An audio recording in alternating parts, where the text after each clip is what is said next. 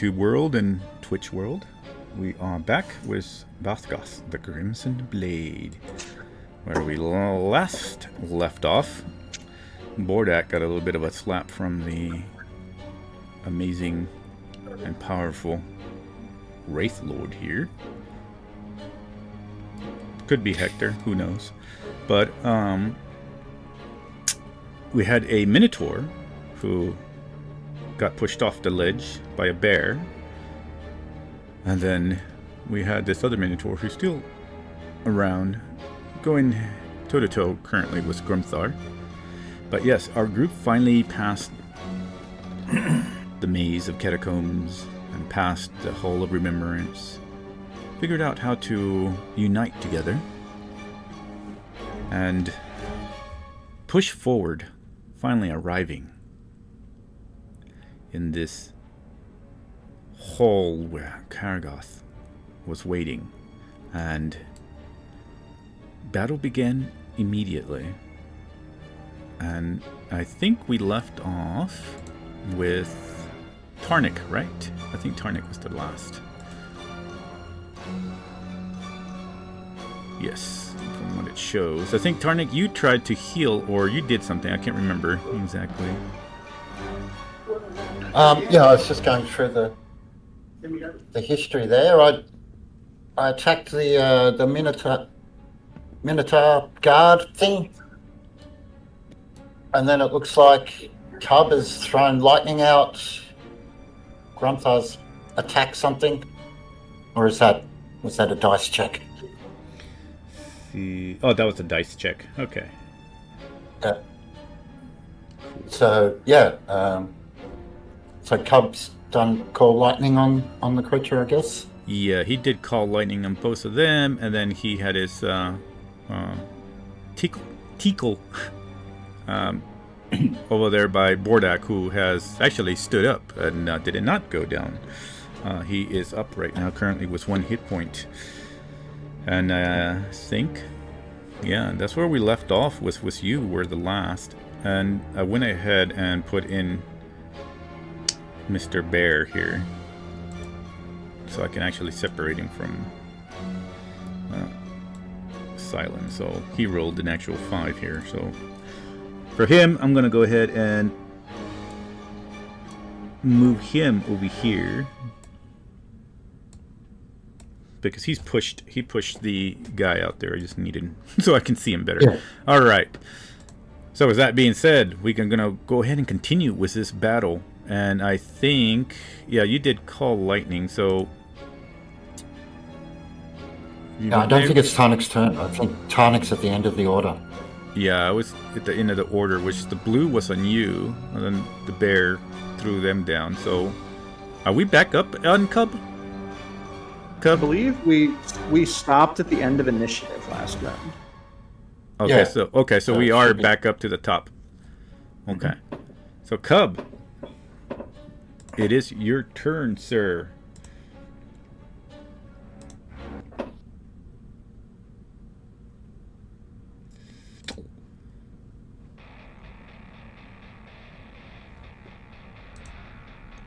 Oh, are you muted? I don't know if you're talking or not, Cub.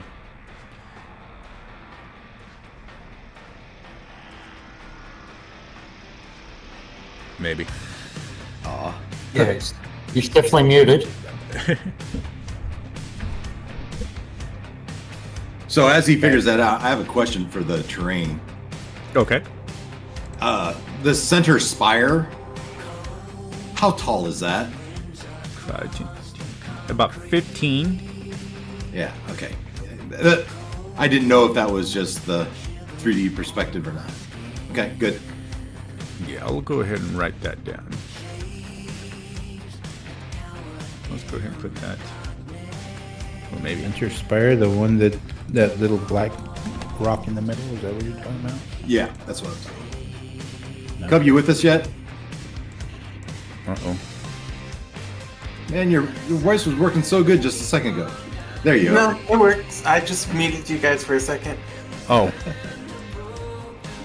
So it's your turn. It's my turn. There we go. All right. You guys should be able to see that now. 15 feet. Nice. Yeah. Thank you. I didn't make it about. There we go. Cool. See. Let me double check. There, real quick.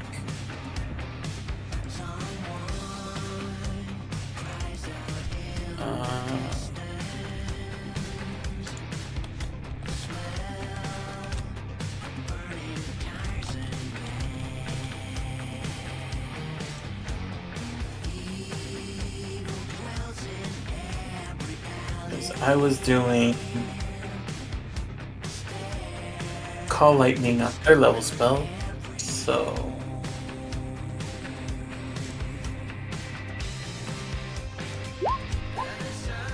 add that just in case for clarification. And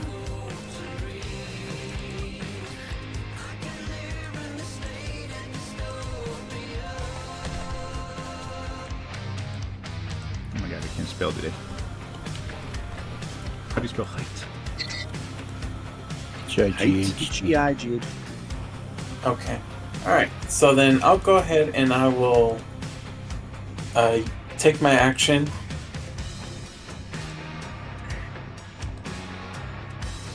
And I will recast the, or not recast, but reuse Call Lightning again.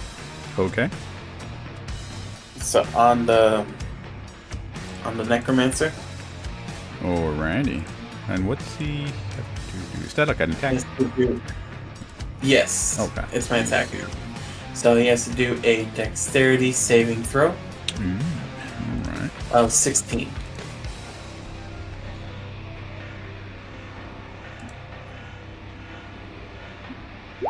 $19.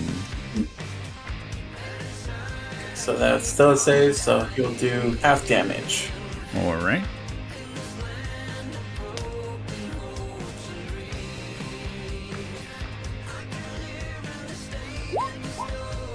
So that would be 7 damage. Alright. And then, along with that, I'm going to go ahead and use a... with Tikal, since he's next to Tarnik, I'm going to use a second level healing word as my bonus action effect Ooh, to okay. provide the healing. Or a warmth. You'll feel Korgath. So that is going to be 13. Okay. Alright, so Bordak, you are have this healing wave and warmth. Okay. What do I get? 13? Yes.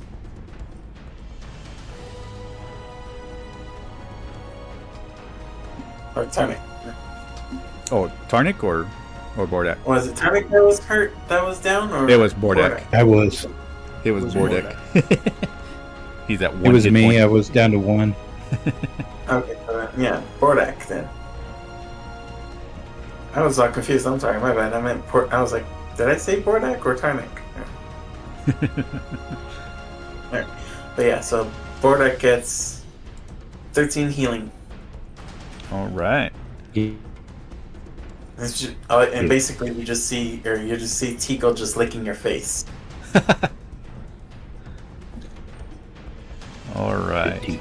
Anything else from you, sir? That is it. Alright. We will move to Grom, followed by Grumthar. Grom, go ahead, sir. All right. So does that Minotaur? Who is he looking at right now? Oh, he's going toe to toe with Grumthar. In fact, both of them are Okay. focused on Grumthar right now. All right. So right now, Grom is going to 60 feet. Can I get 60? All right. Grom's going to step forward, stretch his hand out toward the Minotaur, and with some red spirals appearing deep in his eyes, he's going to cast Command, targeting. So it's a first command at first level, and he's going to command the creature to approach. what he's going to try to do. It's a wisdom save 16. Ooh. But he's going to be like, approach me, you despicable, vile fake of a minotaur. Command. The rest of it was just for flavor. Obviously, it's No. one command. So Yeah, approach. for sure. No, I'm trying to see Wisdom's- something here. Wisdom saving throw. It's command. I think we did this before, right? Command doesn't fall under the condition charmed, right? Let me see. No. So yeah, he is not charmed It's just command. when he Okay. succumbed to a command. Yeah. Okay. That's actually really important. I was just reading about that because I contemplated trying to charm him instead. Excellent. Excellent. All right. So, and that was sorry, what was it? Wisdom. Wisdom 16. Okay. Oh God, he actually rolled a 19. Holy crap. He has like no wisdom bonus, and he rolled a 19. Use them up. Well, that's all right. So with that being said, bonus action.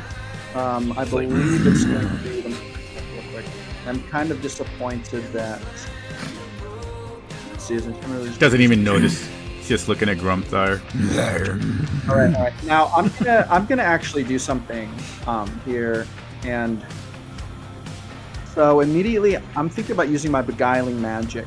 Immediately after you use an enchantment or illusion spell, using a spell slot, you can cause a creature you see within 16 feet. If you to make the DC 16 Wisdom saving throw on a failed save, the target has the charmed or frightened condition. Okay, I'm gonna put this up here on the screen. I actually may try to use this with him. Let me double check if command, I believe, is an enchantment spell. Yes, it is a first level enchantment. Okay, so for my bonus action, I'm going to attempt to use beguiling magic. We'll check I can use this as yeah, so this is, I can only do this once per long rest. Also, I don't think this is actually a bonus action. This is actually just like a passive ability I get once per long rest. Okay. So I'm gonna try to beguile. I'm gonna try to beguile the Minotaur now. On a failed save, it would have the charmed or frightened. I'm gonna choose frightened for 1 minute. Okay. I'm gonna try to make it frightened. Oh my gosh, this. So it'd be another DC 16 wisdom save. Oh, okay. Sorry. Reopening. It's like errors out every single time I click on a different character. I don't know why I need Sorry, it to. took me a minute to remember if this was but this is actually not a bonus action. This is just something I can do once per long rest immediately after casting an enchantment spell. So you would see that you would feel that your spell went through.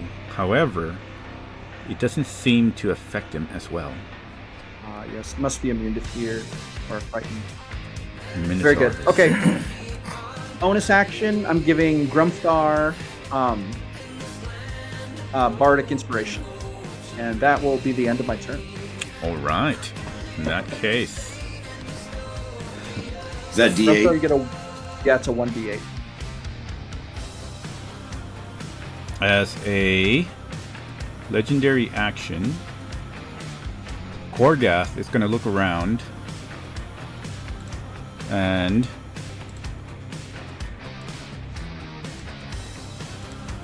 he will teleport here. Teleport, no. Oh no. Not And- tonight. No.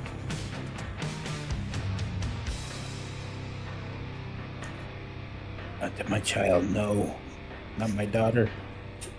Okay, so he can't do that, but he can just teleport there. Okay, so he will teleport there next to Silent, and then it is Grumthar's go. Okay, so this Minotaur that's in front of me, does he take up that 4-block square for his size? Yes, he's a large creature. Huge, large. 5, 10, 15, 20. Error out. I'm gonna move around. So I'm staying in contact, right? Okay. And I'm gonna go reckless, and I'm gonna start wailing on this guy. Nice. And I'm already raging from last week. That's a long rage. That's a long rage, man. That's a lot of Hey, anger. he's very upset. So first one's I'm gonna swing my 2 battle axes. Nice. Here's Holding on to that anger for my entire first week. battle axe. Lord help you. So that's battle axe for 24 to hit, That will knock into it. and and so for the first hit, that gets. Oh, I'm sorry. Well, there's the second one that would hit anyway. I'm gonna roll that one more time just to make sure it doesn't get. All right, so the 23. That's the other hit. So that's just 2 hits. I was just making sure I didn't crit. All right, Okay. So then for the damage, the first hit with the bat axe, I get the frenzy, which is additional 2d6. So that's 9 plus 2d6, and then I also get the d4 lightning damage, I believe. Okay. So 2d6. All right, that's an additional 7, so we're at 16 plus. I think it was a d4 lightning damage twice because I hit it twice.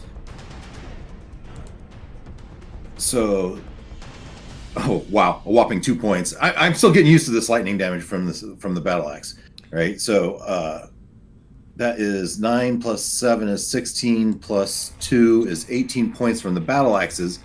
But now, that's the battle axes. Now I'm going to do my long swords. All right, and shift key down. First long sword and second long sword. All right. Nice. Landing some hearty hits there. Yeah. So Chipping and away. then Chipping away. for those, this is a D8 plus 6. 14 points of damage. Big old crack. And 7 points. So another 21 points of damage. But with the last swing of the longsword, I'm going to use its ability to teleport 15 feet away. Oh, okay. Nice. And so I'm going to be up here now. On top of the spire.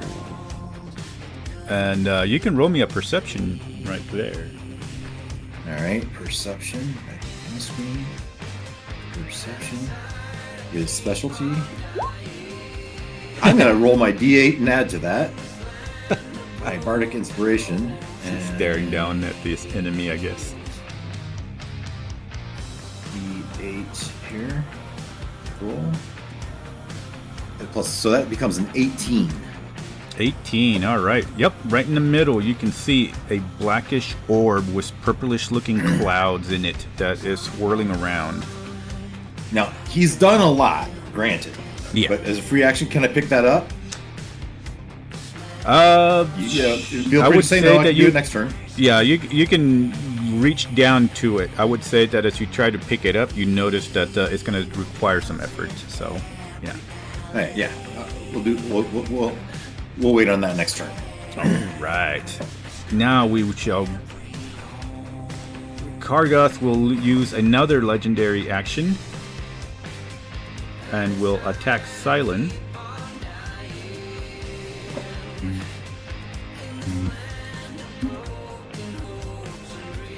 That will hit her, so she takes 19 slashing plus 9 necrotic. Silent screams as the slash cuts deep into her. That's 8. Okay.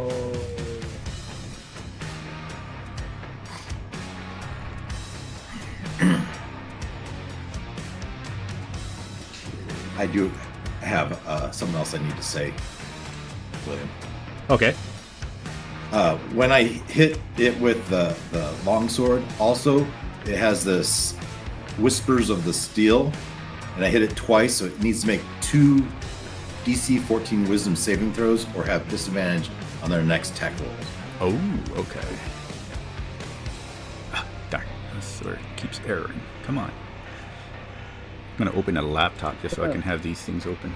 I'm gonna roll my wisdom saving throw for unrelenting guilt. Yes, I was gonna say that. That one fails, and then that one both fail. So yeah, so disadvantage. And as it reads, it's just on its next attack.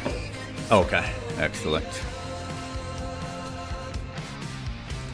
So Silent screams as she is sliced across with this necrotic blade.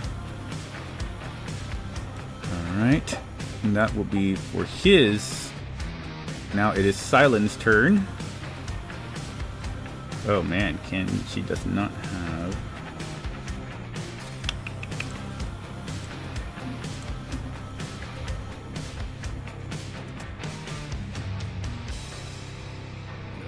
She's going to have to use Zephyr Strike. So she's going to use Zephyr Strike. Cast it on herself. And she will try to... So that's 30... So she can do 35. Jesus. Okay, so that means 35, 70. She's gonna move over here. Right over here. As she runs past Grom and Darnik and stuff, like she tries to shoot.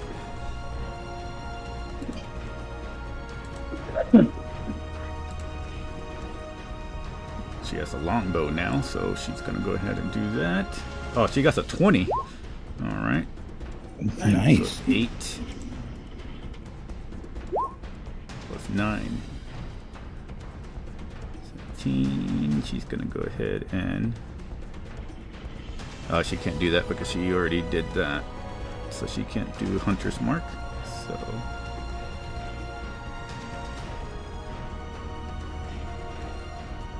she'll go ahead and use Morthil's Blessing. Now that she got the bow, she can actually attack twice, so she's gonna do another attack.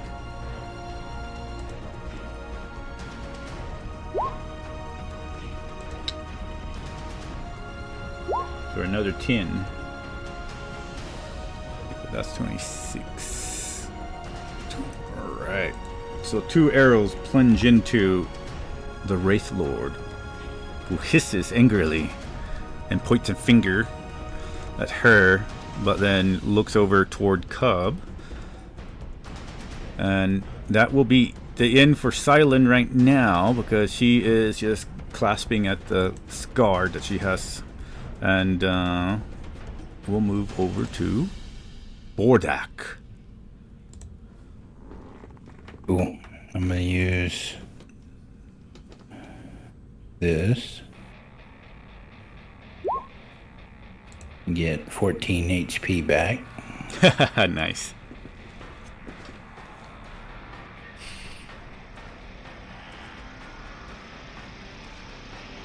Hey. I'm pissed, but 5, 10. I'm gonna get right up behind this guy. Yeah. First, I'm going to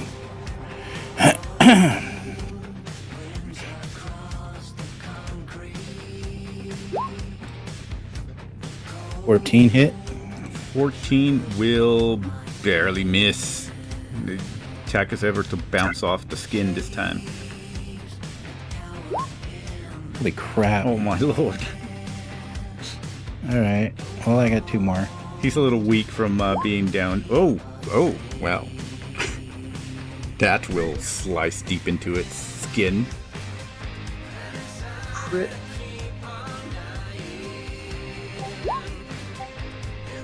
$15 damage. 15 more attack. damage. Ooh. 18. 18 hits, but I mean, you could probably hold that other hit because it's down. You shatter it as it falls. Oh, okay. Yeah. That's fine. With that crit damage. And both parts of the body fall and crumple to the ground.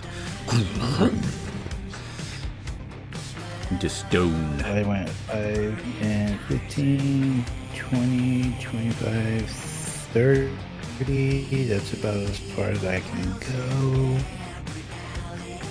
As far as I want to go. See. All right. Let me double check. Because I have not used a bonus action.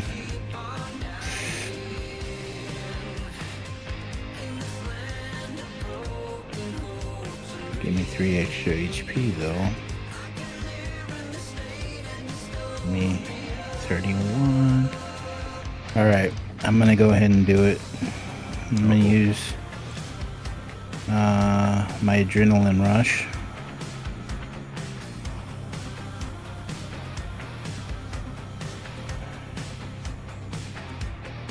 And then I get an extra 3 temporary HP.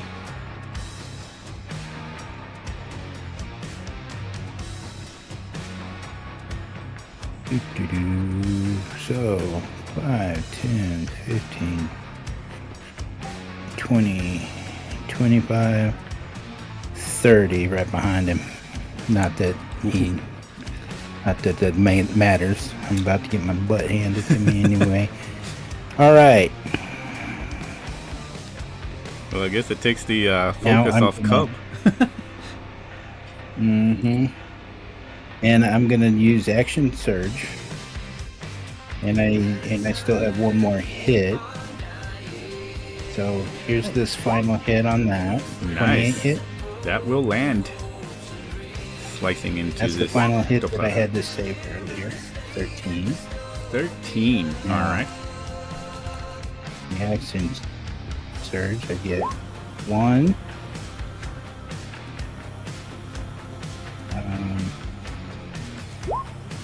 That's 8 more damage. All right. 2.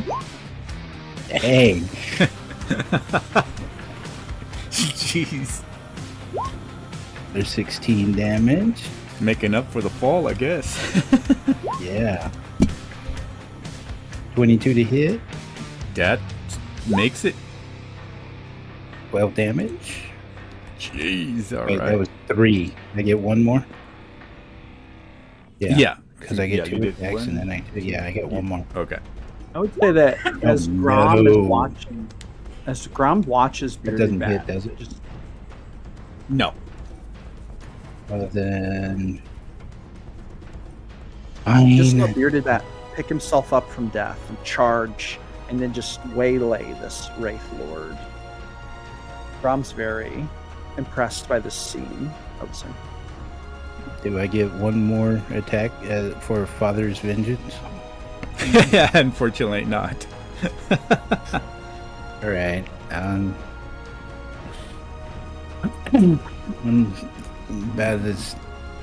about to fall again, guys, so... So he had 1 legendary action left. He's going to use that legendary before it's his turn to attack you. Mm-hmm. Just completely focused on you now. Not paying attention. So that's 22. 22 to hit. Barely. 13 slashing. With 14 necrotic.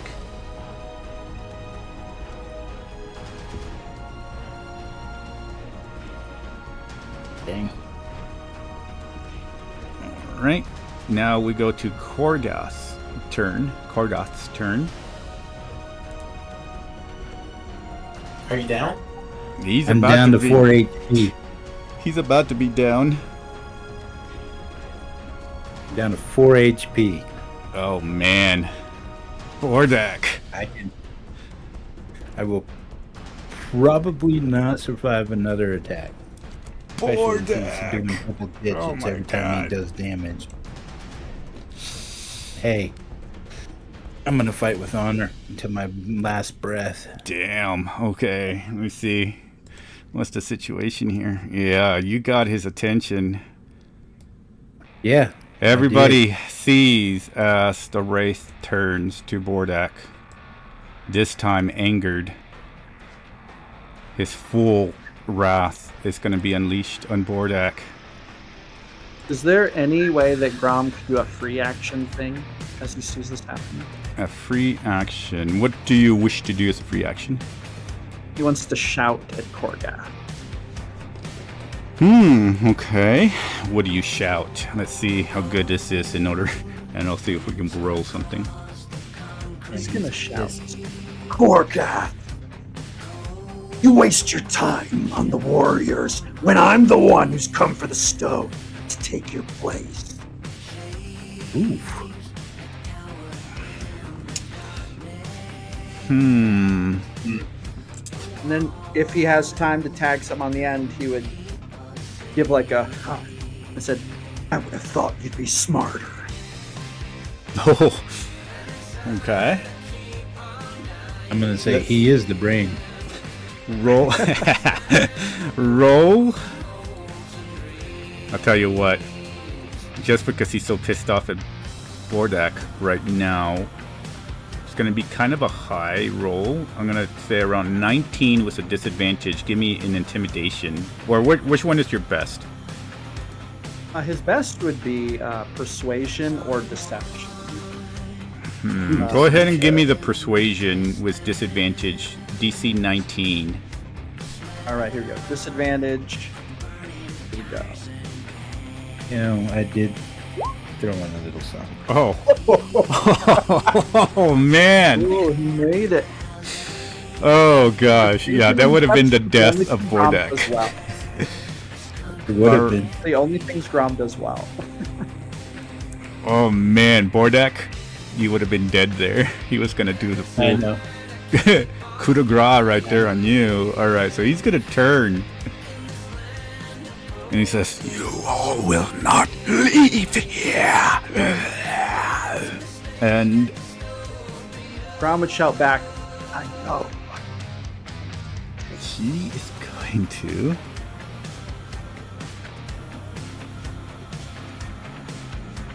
He's trying to egg him on so he doesn't... Go with the leader.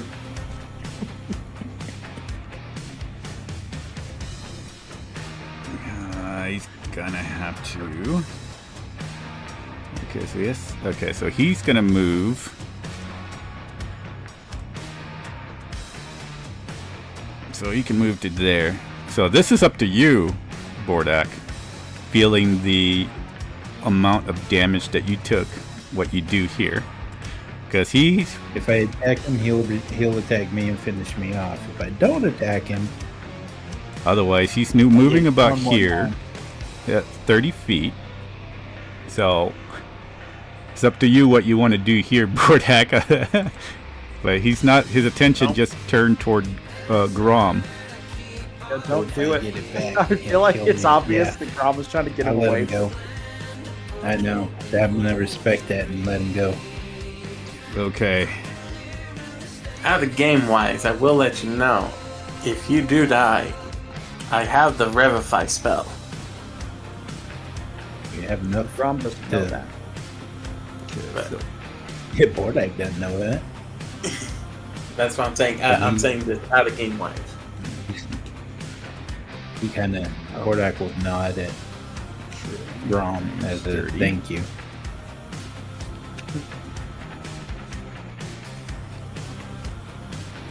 Okay, so yeah, it's gonna go ahead and do that. It can't reach you, but it can. Try to So it's find 30 out feet. which So one is- 30 feet. You see it start moving its hands. That's interesting. How's that work? If there's mirror images. Can it? Okay, Can so it? if we got mirror images and then it's a target spell, does it have to... You know what? I don't know the mechanics of that, actually. Do you know the mechanics of that? Well, the way I make it do is I make them roll and pick a number, right? So if there's 5 of them, roll d6, pick the number and re-roll 6, something like that. That's how I did it, but I'm not even sure I did it right. The mirror image spell does specifically say each time a creature hits you with an attack roll, roll a d6. So this one is not an attack roll. It's just a targeted spell. I would say it's up to you. I have always run it the way Grumthar just described it. Okay, so 1, but 2, 3. So there's the 4 rules of y'all. Rules is written, it actually only impacts attack rolls, actually. Oh, is it a magic attack roll? No, it's just a target. It's just targeting. It just says over a creature of your choice that you can see within range. So that's why I was like wondering. It's like, okay, well, he sees 3 of them. Yeah, that's totally up to you as the GM, I let's think. see. It's kind of one of those weird areas. I've never ran into this one. So let's see here. Yeah, let's see what I can do here. Instead, oh, wait a minute. He moves there. That takes, oh, that's a bonus action. So he's gonna do this. Okay, so here's what we'll do. So we do that. He moves to this full movement, and then he's Misty Steps. Boom. Somewhere around there. He doesn't know who he's attacking. There's a lot of mirror images, but he's going to try to attack Grom. As soon as he appears, Tarnik swipes him with the polearm. Okay. He has an opportunity attack when someone enters 10 feet of his reach. Ah, excellent. Go for it.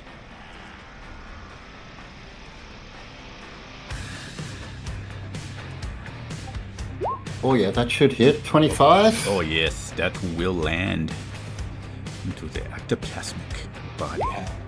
That is a maximum damage of 16. And let me see. Does it say something else? When you enter their reach. Nope. So that's all it does. Oof, all right. So you do that. Still focused on Grom. All right, Grom, here we go. It's going to try his first attack.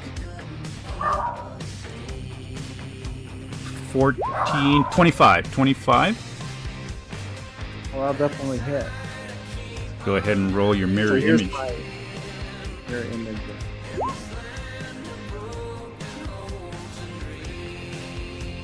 So that would mean a duplicate is hit instead. Okay, so a duplicate is hit. Okay. Second attack.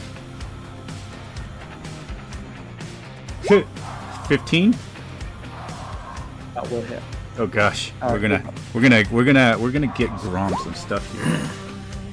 That would mean another one. Now, you might want to roll the damage because if the duplicates get destroyed, they disappear, and so. Oh yeah. Okay. So that so the 5. Oh wait a minute. So 2 of them have been destroyed actually at this point. Are you using the 2024 rules or 2014? I'm reading it just like in the mirror image. But if you want to roll it by the 2014, totally cool. Cool. I thought we were going. Well, since we did that one already, let's go ahead and go Make by those. So 2024. two of them are gone. So let's go ahead and do that. This is the third attack. That one will hit. So go ahead and roll for the mirror.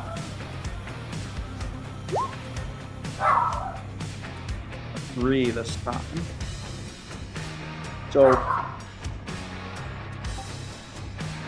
according to the 2024, it would be.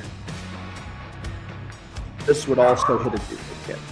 But Okay, so it would hit a duplicate as well. Okay. So that one will be gone. that's the last hit. Now they're Alright. all gone. And then the last attack, another swing from his blade. I believe that will hit. So Grom, you will take. What was his? All right, I'm gonna do something here. I'm gonna. It's 26 for that one. Yeah. Can I? Oh,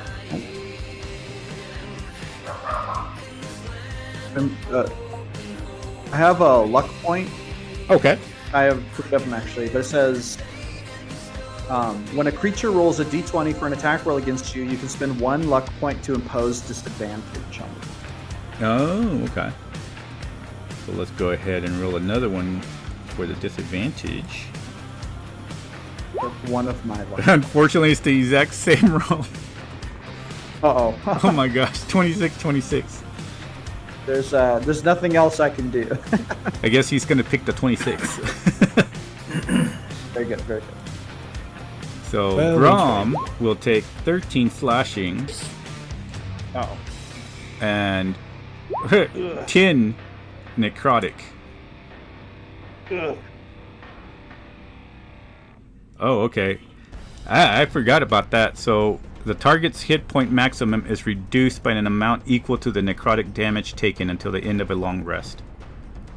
Oh, okay. So is it 10? Yeah. So anybody who took necrotic damage from that. So Silent. I don't recall.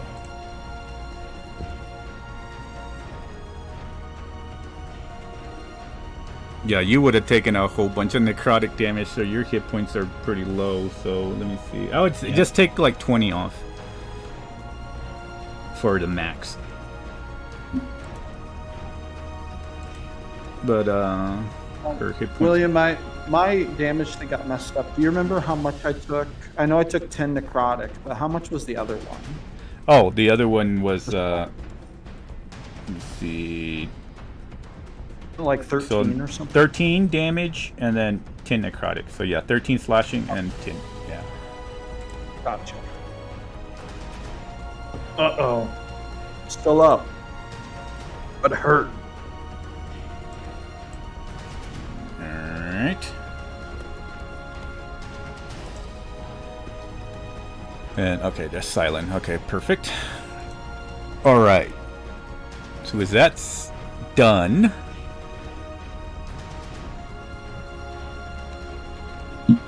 we'll go to that.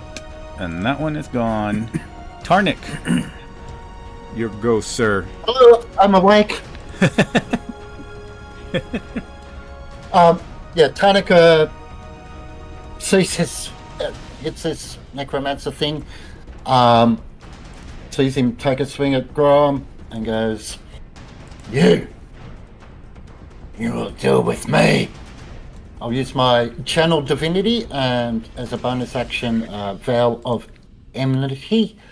I'll just, I don't know. How do I put that up on the screen again? I can't remember. It should But oh, go ahead. basically, I basically have. There we go. Advantage on attack rolls against this creature Nice. for the next minute. So I will. Now with the Polearm Master, I get a second attack as a bonus action. Okay. Am I able to do that the same as the dual wielders? Because it does 1d4 plus 4 damage. I mean, it's... I'd say yeah. Yeah. So I mean, that's I'll what they use would my- mechanically do. So Yeah. So I'll use my... I'll use my 2 actions to attack. So... Power Master bonus action. So that's the 2 attacks. it will land. Like, oh, the one attack. Oh, okay. Yeah, but twice.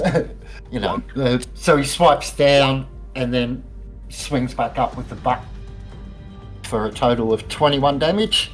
Nice. And he'll... Oh, actually, I have advantage, don't I? I should roll with that. Yeah, see if you get a 20 there. Yeah. Hope you do. No. So I will roll advantage there for the second lot. 18 to hit. 18 unfortunately will not hit. He floats and sidesteps somehow. Ah. Well, I'm considering that didn't hit. I'm guessing he doesn't get the second hit. So, 21 damage. He's standing there growling at the necromancer. Turns to Grom. Are you still up, Grom? Grom's gonna nod. Korgath says, Not for long. And, that's about all he can do for now. Alrighty. So, up to you. Come in and save the day. First of all, we're going to go with, after your turn, he's going to have a legendary action. He's going to go ahead and...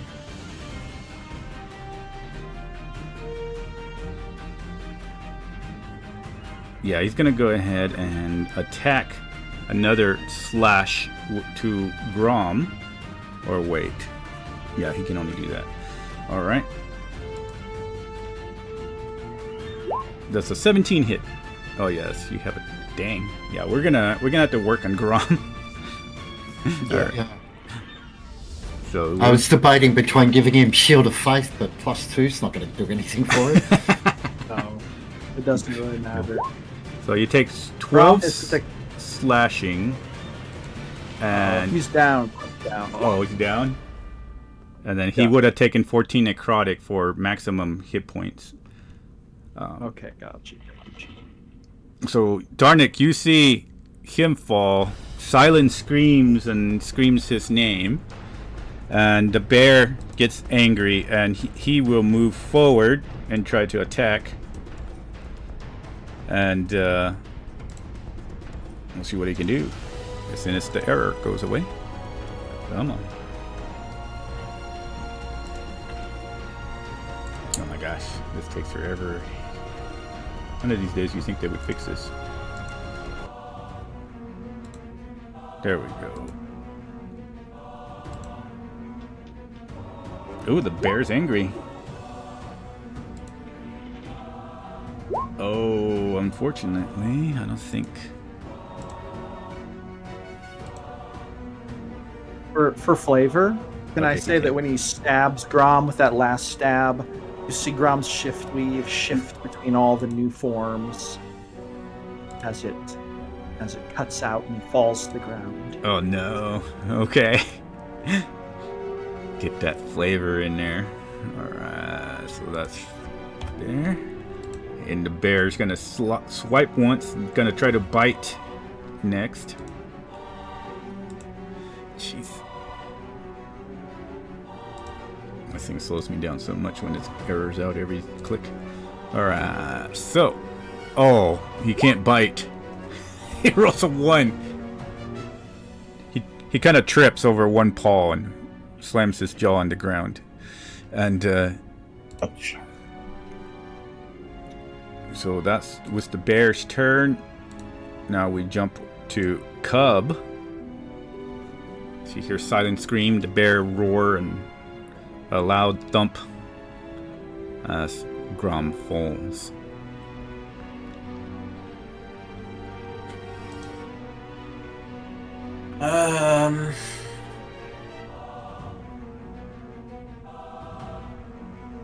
Okay.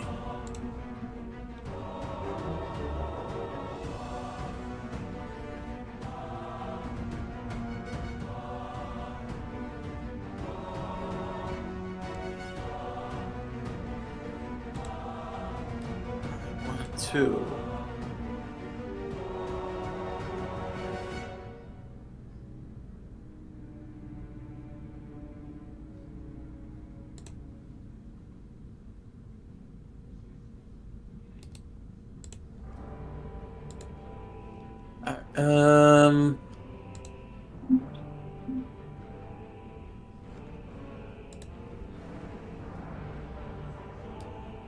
Alright, so what I'm gonna go ahead and do is I'm gonna stick to this strategy itself directly just to be safe. But I am gonna get to this part of where I want to do. I'm gonna go ahead and drop another Call Lightning on the Necromancer. So DC saving throw 16. Okay. Deck.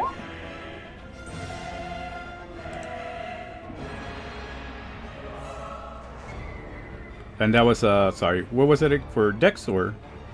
Yes. Okay. He will make it. I have a question. We're inside we're inside, right? Or Yeah, you're inside kind of- yeah, you're inside a large chamber of sorts. All right. So then 9 damage to him of lightning, Okay. and in that meantime, I'm going to 2, 3, 4, 5, 6. Get right here, and then with Tikal staying next to Bordak, because he's on my hurt. shoulder. Yeah, he managed to he clinged on to you, but he made sure to avoid getting killed. Yeah. So I'm gonna go ahead and do one more, or 3rd level for him, and this is gonna be a healing word. 25 healing for you. Nice. Not bad, not bad. Thank you. You are very welcome, because you are close to death, so I'm trying to focus, get you at least up and running so you can go kill this necromancer. Yeah. Do I have to go around the bear, or can I jump over its head? You can jump over if you want. Alright. I want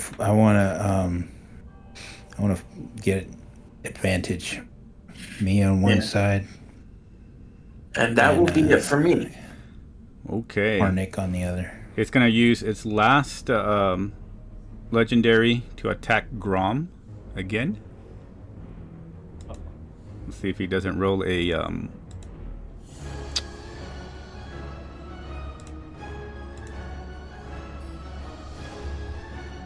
D20 on that one. So let's go ahead, and he is on the ground now, so he's gonna get an advantage on that one. So you take Push him. So you take a death save.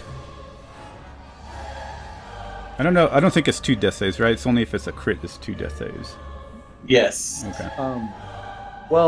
So Grom got reduced to 0 in the last attack. So this attack would hit him when he is 0. I think that's a coup de grace. Well, he still takes. It's not a coup de grace. Well, it is kind of coup de grace, but it has to still take the death saves. And Okay. yeah. So you take 1 death save, and I think it's 2 death saves if it's a crit. If I'm right. Let me Here we check go. I'm that gonna really roll. quick. I'm rolling. I'll roll it. Uh-oh. It is not a success. That's a 10. You get +4 from Tarnik. Well, it would be an automatic. It's an automatic death when he hits you. Fail. It's Yeah. automatic fail. Yeah. For every hit you take after you're falling, it's another failure in your death save. So. Okay, so right now I have 1 failure. Is that right? Correct. And but Grom is still technically alive at this point? Yes. Yes. Yeah. Okay.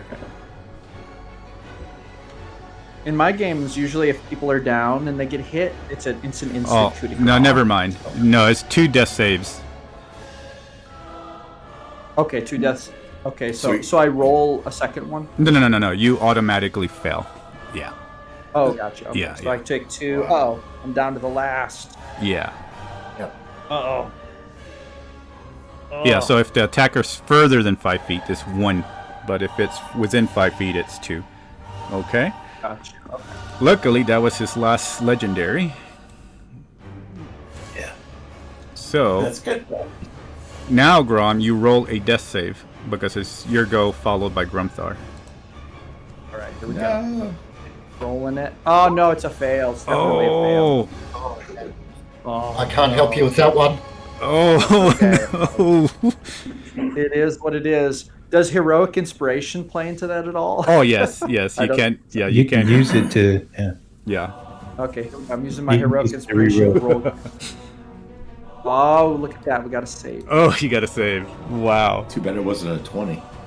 You can take I the. know. You can take the other. Yeah. Take Oh, the other man. what? No, you're good. All right. All right. Still kicking for at least this moment.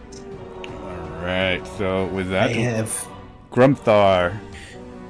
So Grumthar sheathes his weapons and he bends down to pick up this stone that, as I recall, was the size of a heart, right?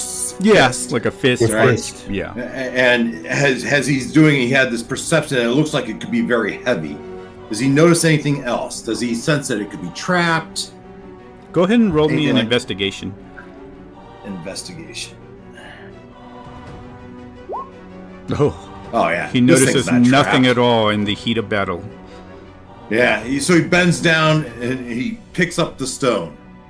All right. As he tries to pick it up, just go ahead and roll me a strength, just so I can see, All right. or athletics, whichever. Good.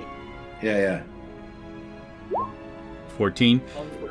It seems that as he tries, there's a thrumming power. It seems like this power that's thrumming is keeping it hooked to the actual, pretty much the actual piece that is holding it together. Yeah. So I'll shout, "The stone cannot be picked up! There's some sort of arcane magic on this!" As he associates the thrumming with arcane magic. All right. And then for his bonus action, he'll just continue his rage. Okay. And with that, we will do this.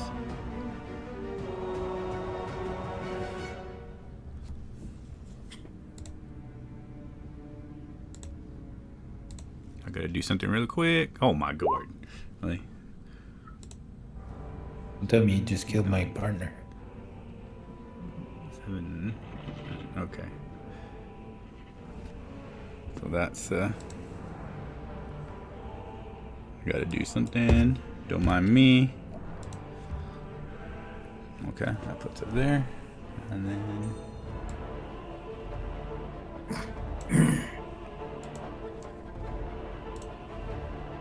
un momento, sorry. I thought that was already in here. Apparently it was.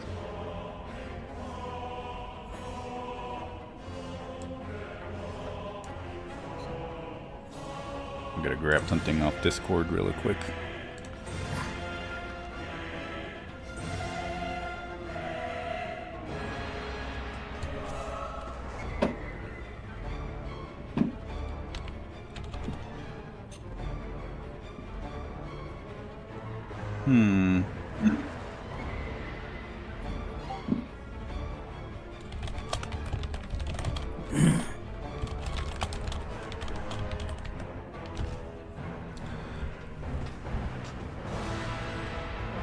Again, Where's bomb and need more armor.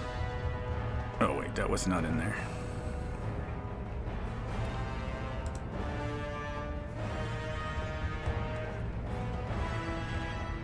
Ah, there it is. Excellent.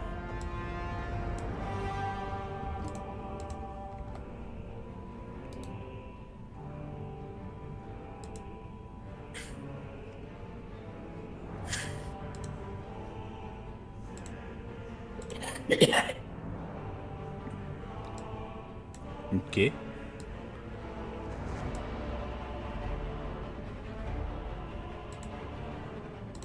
Oh my. Hello.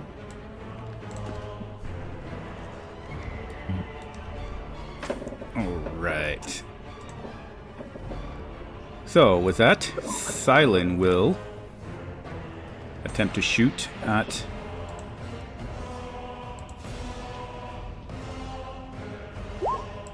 that one will not hit. That one will not hit. She's a little thrown off with Grom going down.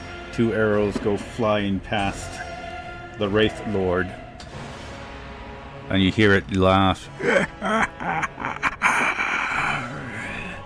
Fools, you have come to your doom.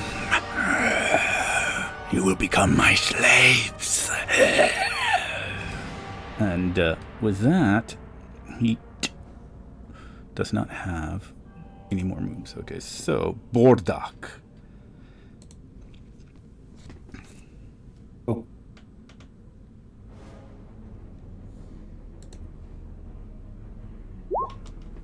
Not. Really? You're also a little thrown off because of your friend's fall. That one, know, though, right? however, does very well. Okay. Wheat. That one lands. Ooh, nice. Boy, that Heck goes yeah. crazy here. All right. Jeez. You see Bordak just wailing. Does that work for you? Yeah. That'll do. Did you have one more? Let's see. One. I did 4. Oh, did you? Okay. All right. Eagle must have fallen off my shoulder. Okay. Eagle, come back. Tico, come back. Korgath, turn. Oh yeah. I got Tico. Need to move Tico as he's still clinging onto you. Yes. I just need to sidestep once, and we're flanking this guy. Tarnik would be able to attack as he moves right here to Silent. Uh-oh. Yeah, why not? Yeah, let's hit him. I'm about to fall anyway. I might as well. So 26 to hit That will land. Damn. I got 29 and to 14 hit. damage. Nice. All right. 11 damage. With that hit on the opportunity attack, Tarnik is going to use a second level Divine Smite Oh, okay. for an additional 3d8 radiant damage. Oh, nice. Okay. So a total of, forget that second one. 11 radiant damage. Oh, nice. Radiant damage. Forgot to do it last attack. It's alright. Bordak, he's still in your threat range. He didn't leave you or the bears. Dang it. And he will attack Silent. Run, child. Get out of here. First attack will hit Kill. Don't you dare kill my child. 14 plus that. Puts her down. She's down. Now I'm pissed. Can I attack now? And then he will No finish the rage. rest of his 3 attacks on her. Oh. Jeez, dude. That's 2 death saves. Oh no. That's 3 death saves. 4 death. She's gone. So Jeez, dude. It's dead. as he laughs. That doesn't know that yet. And then he will turn to the bear. What are you doing? Leave that bear alone. I'll let you kill an elf, but you will not kill my bear.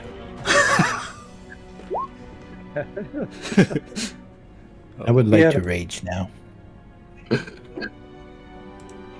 Alright. So that's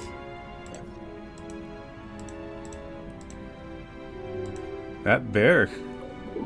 It's a strong bear. However, he falls.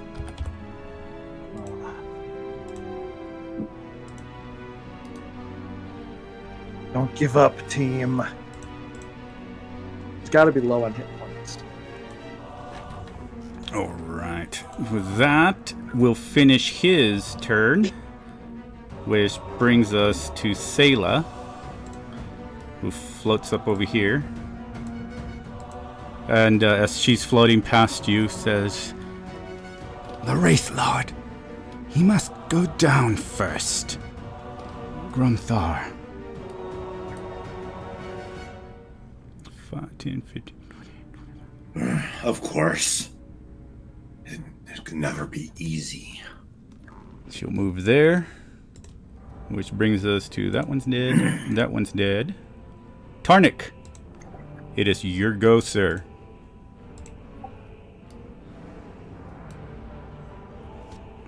You abomination.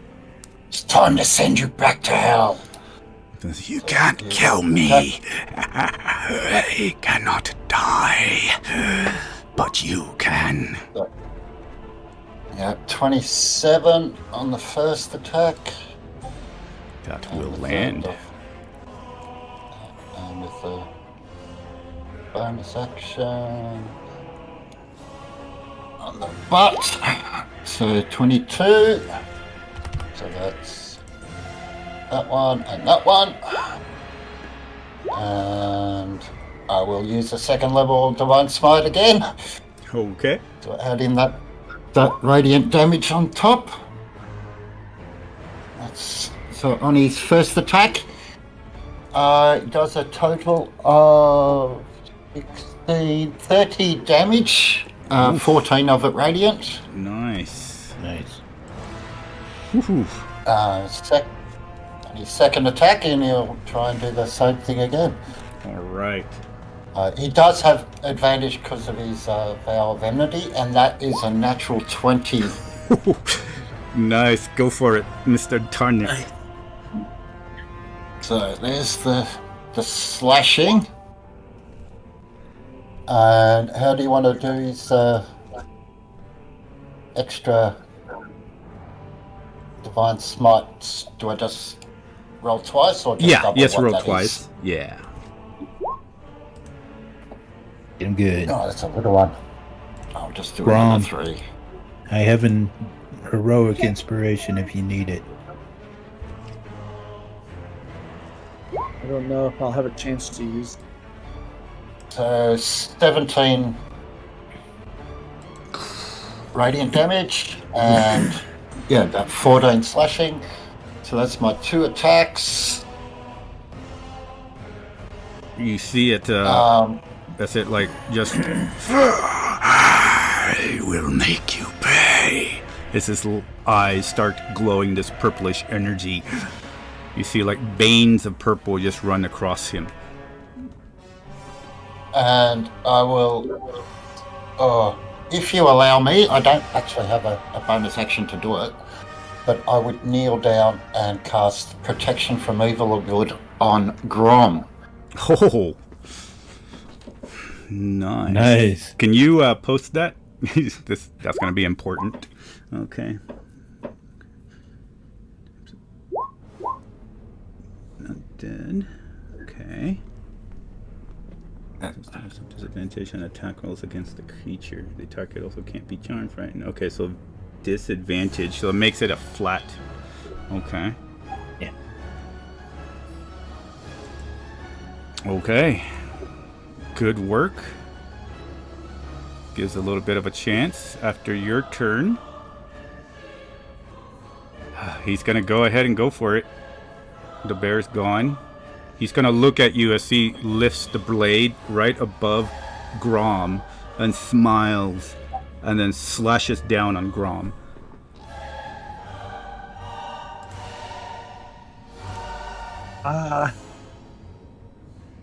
And that makes it into a normal attack, so no advantage this time.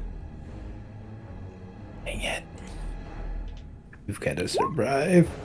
You get hit for 29, Grom. That's it. You take 3 death saves. You're Oh, jeez, dude. Oh. Grom is dead. A dead Minotaur. Damn it. And he says, "You will die here, fools, We all tried of to you." protect him. And now we go to Cub. It is your turn, sir. So is Silent dead? Yes, Grom and Silent and the bear. Yeah, and the bear. All three of them are dead. And you can only save one. Yep.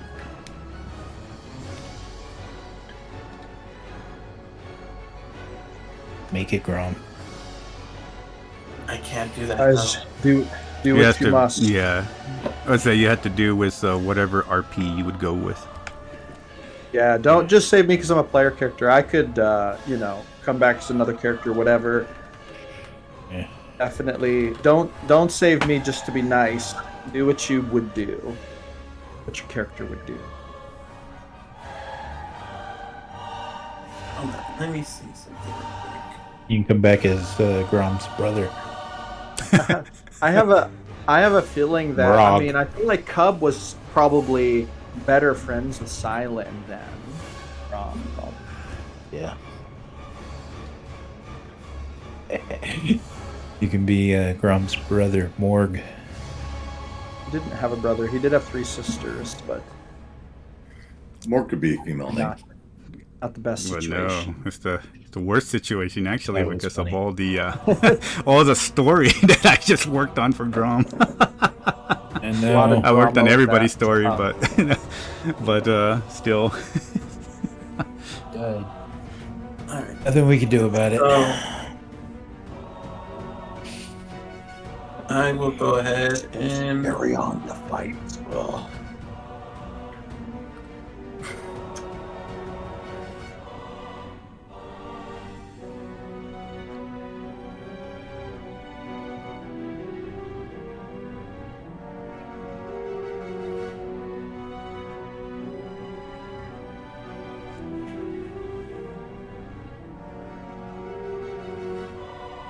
While you're thinking, I'm gonna go to the bathroom really quick.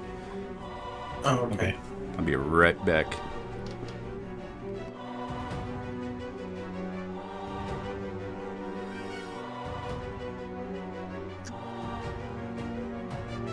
Alright then.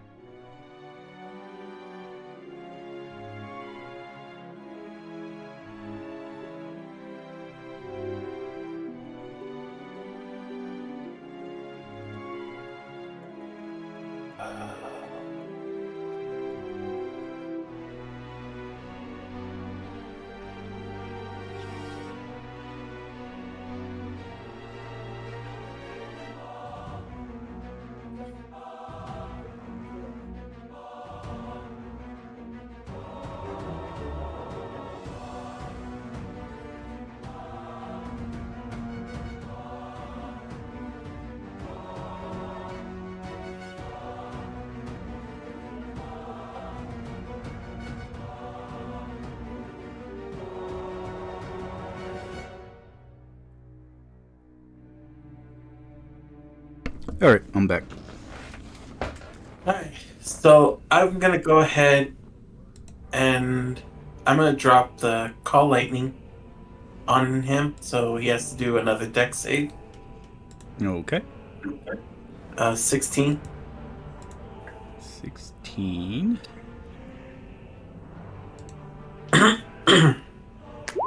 He won't make that one.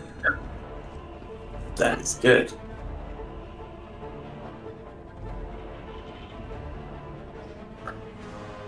Come on, big numbers. I'll take that. 14 damage on it to him. All right. 14 damage. Slices down into And him. then, yeah. And then with Tikal, I'm gonna have him use my first level healing word spell on Bordak, keeping him Oh, more life. nice. Bordak. You gain 11 back.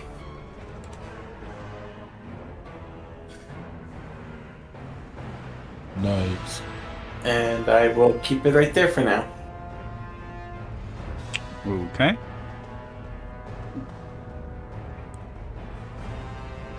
now go to Grumthar. Sir, your go. All right, I will use my adrenaline rush and jump down here. So I'm gonna maybe damage there. It's 15 feet. Is that D6? But yeah, it's a D6. I'll go ahead. 5 bludgeoning, and then half that to 2. Is that 3? Alrighty. And then with my adrenaline rush, I get 3 hit points back, temporary hit points back anyway. So that's kind of a wash, right? And then 5, 10, 15, 20, 25, 30, 35, 40. Not quite enough.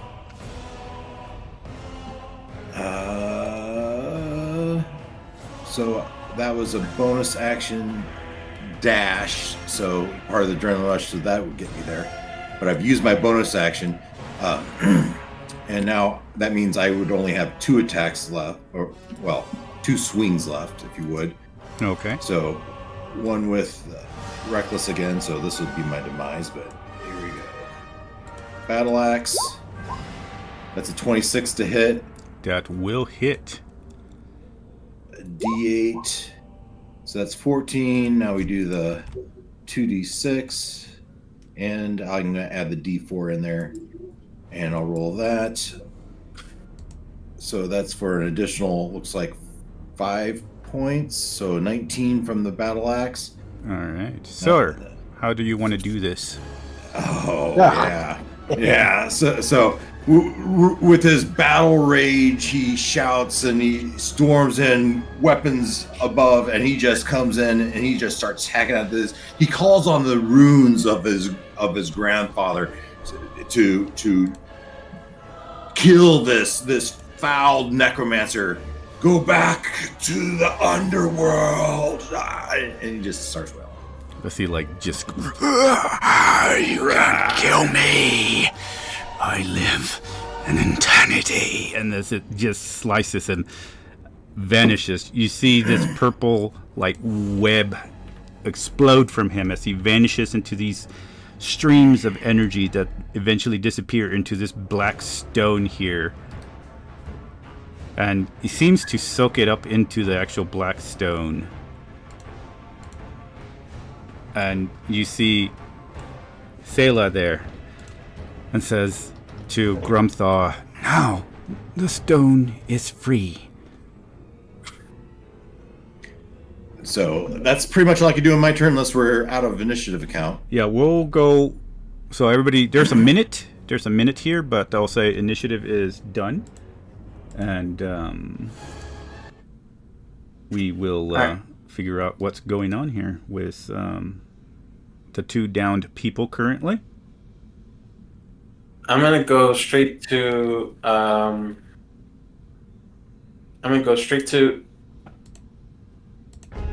going straight. I'm gonna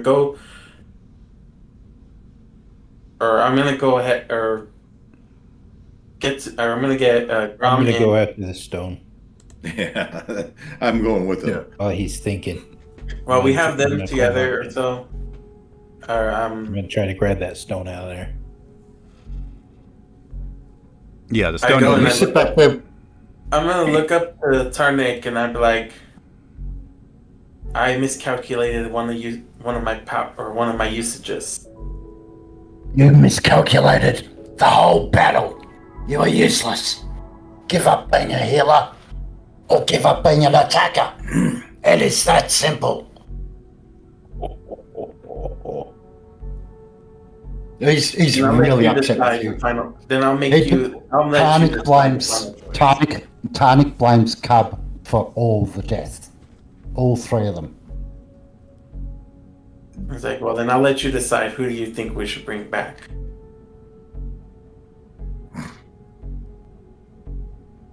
That is not my choice.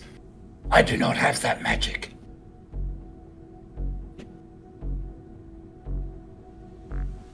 I'm supposed to be the one with the rage, Tarnik. Cool your head. Let him bring back whatever he wants. He's so stupid, he'll probably bring back the elf.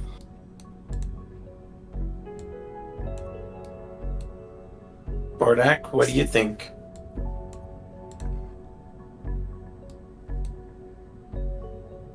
We need all three of them. So I will let you decide, and I will stand behind your choice.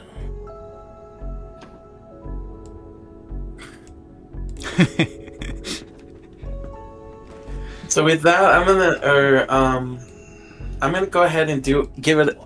I'm gonna start like pondering like for at least within the last like 10 seconds, and like try to like get like an affirmation, and I'm gonna do like a percentage roll.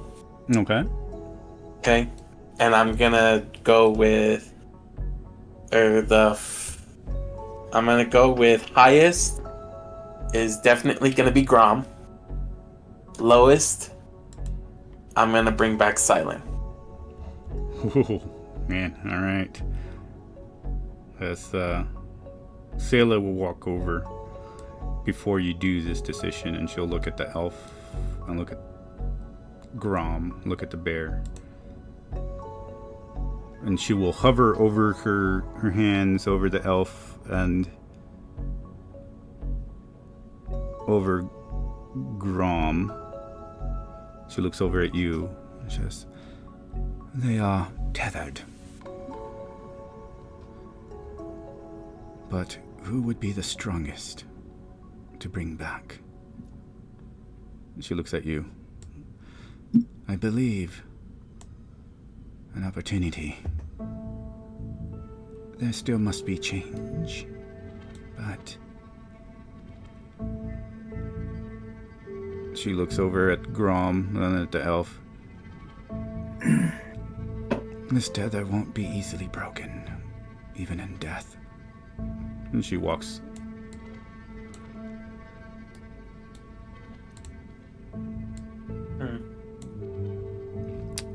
Alright. But yeah, whoever grabbed the stone is easily forced out as there's a thrumming of power that snaps. Okay. I pull it out, and then I Grom. climb down. Grom it is. I reach up to give him aid to come down. So with that, as soon as I had the idea concept, I was like, all right then. I go as I'll kneel down, and I'll take out the requirement items, or the final items that I had in from my druid grove. As I set the preparations, and I start to chant, it go, it's like, bring back this soul from the world of purgatory. Revivify. All right. Grom, as you feel your body in cold shackles, you see yourself falling through this ground that you were on first, this chamber, and you sense that your spirit left your body, pulled like a rubber band, snapped away from it. Once again, you feel that terror, the clutch of your heart squeezed, that sense of being dragged deep, deep into the nine hells once more, falling into layers of different scenery that you see, or visions, nightmares, more like it. Some people, possibly souls that you can tell, are twisted and wrapped in each other and melded into the red fiery earth as you start feeling the pain now burning your skin once more, and you smell that stench of hair, fur around you, and then the stench of burning skin and the sulfur just suffocating your lungs. You're trying to breathe, but you can't. You can't breathe. Every breath you try to take in and inhale is never satisfactory. It's like if you're being drowned by this smell, sulfur and other rancid stench, and then finally you feel as your skin is burning, also being pulled apart, stretched, and cut into pieces, and all of a sudden something calls back. almost hearing like the sound, maybe cub, something, and then you feel a hand, and as you are looking down, you look up, and you see what seems to be some hand that's pulling you back. You see a hand, possibly this person that you remember quite a while back when you first entered the city. Zayota, maybe? She's an orc. She grabs you from falling and pulls and says, you see this. You see a different light. You see another light coming down. And then as you squint your eyes and this pain is starting to fall away from you and you're floating up, you see the anguished face of Silen as she gets pulled by these monsters' hands, these demon hands, and she is screaming and falling, tears in her eyes as she is dragged deep into the fires and engulfed in a lava river and disappears from you as all of a sudden you snap awake, you sit up, and you see everyone else around you.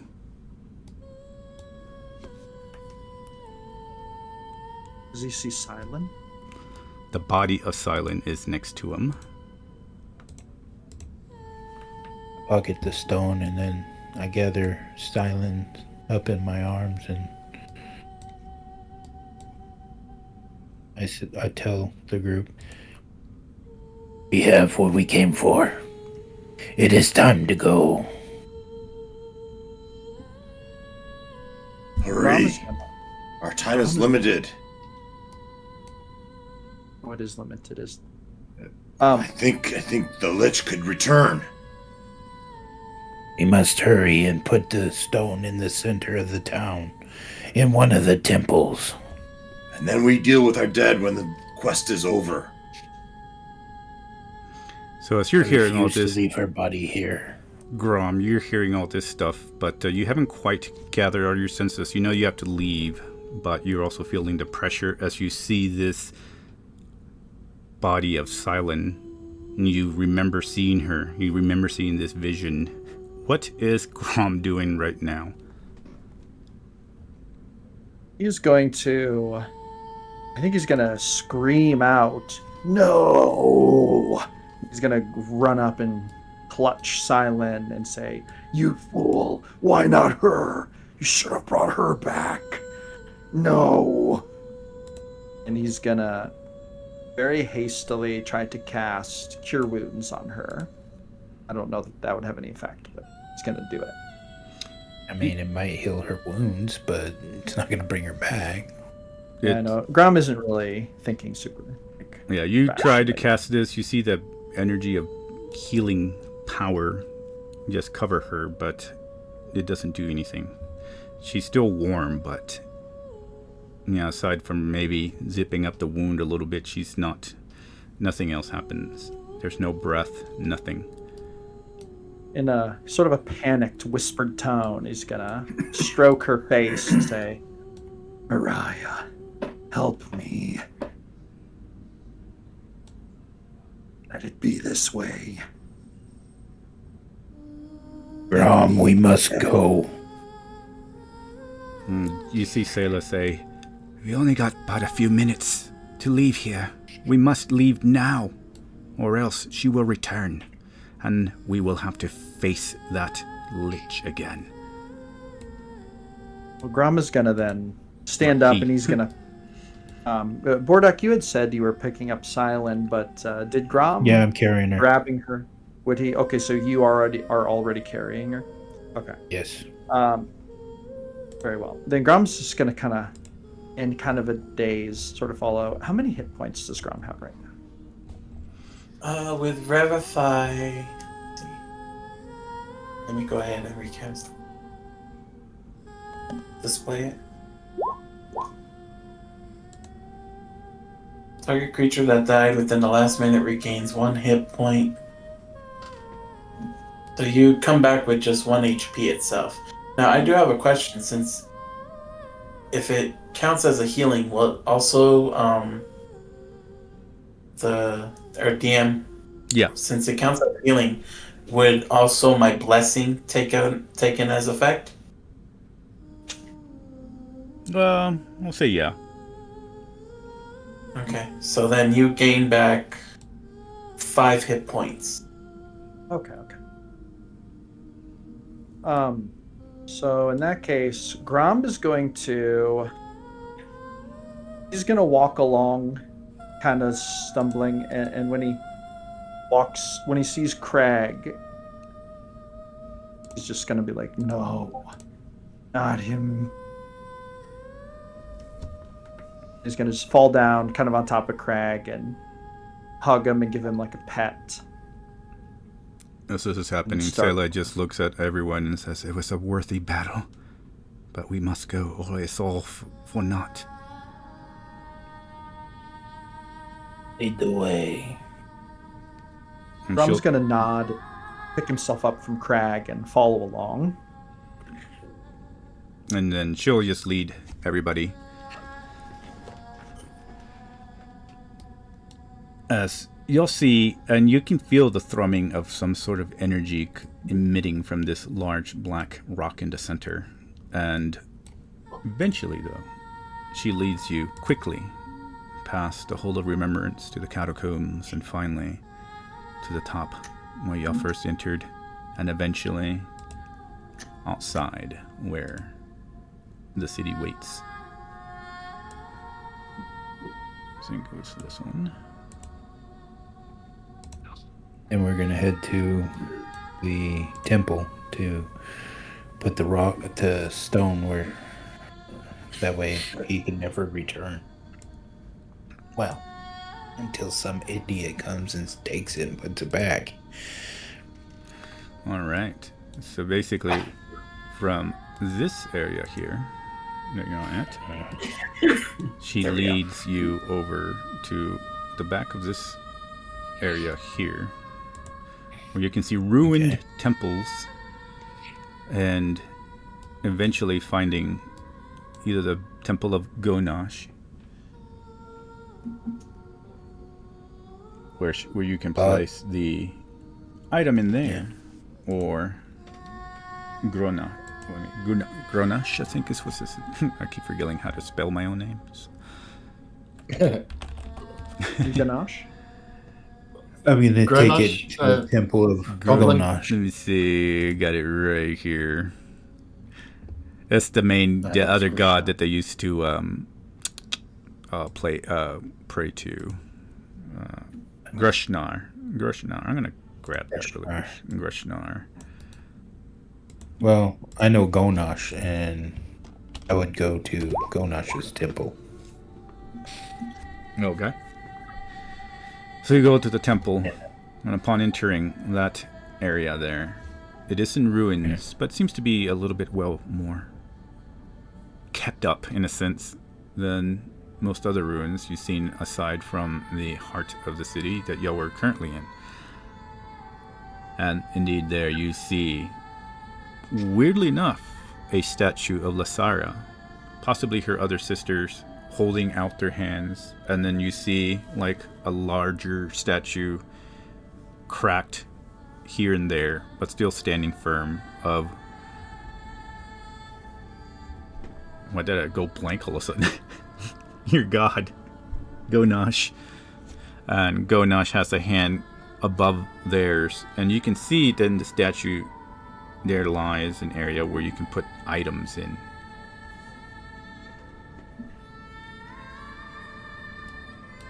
And I will say also that while y'all were walking and making your way, you sense that this mist, whatever it is, has become even thicker. It seems to be just curling around y'all's feet, and y'all start seeing visions, possibly of different ideas that y'all had that might be memories, but not quite sure. But anyway, Bordak, you are standing in front of this thing. You make it in here. What are you doing, sir? I shift Silent in my arms. I reach into my pouch, pull out the stone, and put it put it where it belongs. Okay. And he'll ask Gonash to end the curse on this town. All right. So here's what we're going to do. Once you do that, you do feel an energy trying to break through this mist. So everyone roll me a d20 on religion. And let me know if y'all make it a 15 and above. Oh, I fumbled. Oh, man. Grom is out of it right now. And I make I wonder if I can use that. This seems really important. Could he use all luck? I don't think I can use. Yeah, when you roll a d20 for a d20 test, you can spend 1 luck point to give yourself advantage. I'd give myself advantage. Could I do that for this? Yep. All right, I'm gonna try that. Because I feel like this is probably kind of important. All right, here we go. Oh wow, another fumble! Oh my god! You are not meant to know. I guess not. Holy jeez. So that's All 1, right. 2, 3, 4, 5. Okay. 1, 2. And that was a fumble, though. That was 2. Well, 1 fumble. It counted as 1 fumble. All right. So that's the first one down. So for the next row, go ahead and do that again, everybody. Everyone do I got another religion check. 2. Yeah. Another religion. Yeah. When you get a break. Okay, so that's Better. I got a 14. Really? 14. Oof. Okay. Tarnik is too busy. He's just sitting there. He's kneeling and praying. He's not paying attention. All right. Oh gosh. Okay, so that I got a was it. 22 on my first roll. That sucks. All right. What was it that we had to get? If 15 or above. Okay. So that's mine. 16. Mhm. The second one. So that's 1 and 1. All right. Go ahead once more. So y'all feel this thrumming of power trying to emanate and break through this mist that seems to be outside and is now covering the entire building. Oh, that offsets the 1. So that's good. So that's kind of tied right there. 21. You got a 21. Coming 18. Tarnik is still on his knees praying. And for this roll, what did you roll, Grum? A 14. This is the second one, right? No, this will be the third one now. Oh no, I haven't rolled for the third one. We're done. All right, one more then. Do good. Oh, 8. okay. All right, I'm gonna. Can I use my last luck roll to get advantage on that? Yeah, go ahead. All right, it's my last one. Here we go. Let's try. I feel like it's an important roll. It's 14. Here, I'm gonna throw in the guidance on you.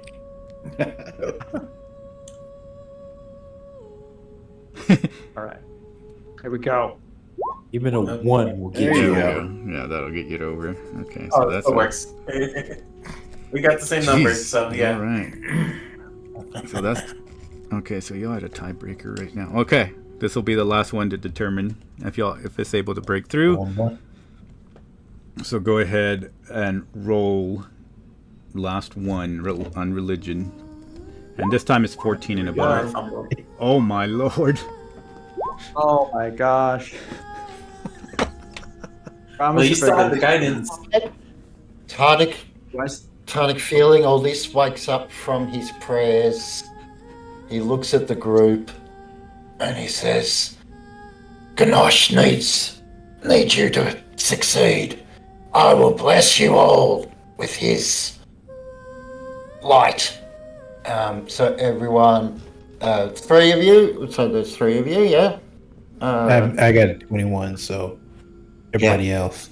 Cub and Everyone else Grandpa gets a and D4. Grom. It's not going to be Additional. enough. It's not going to be it's enough. not gonna be- Ah, Maybe. oh, I just wasted a spell then. Oh my well. lord! Religion. Yeah, religion. Oh, I finally Okay. passed one. 16. Yay. And 3. Dang. All right. So that. All right. So Sorry, as y'all are doing this, you needed another one, right? For me? you rolled a 6, didn't you? Yeah, he rolled a 6. Okay. Yeah, we rolled a 1, but go to 5. Yeah. All right. So in that case, we're gonna go back to this little area here. We need just one more to get over. Yeah, needed one more, but it failed. So unfortunately, we're gonna use this right here. And I would like to use my inspiration. I would like to give my inspiration to Cub or Grom. To actually, one of the three that failed, I'd like to give them my inspiration to re-roll. Okay. So One of y'all three choose. Gromthar or Probably whoever had the lowest.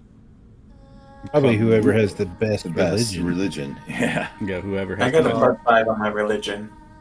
No, You got a Grom only has a 3. Yeah, you have a +3, so give it to Grom. yeah, go to Grom.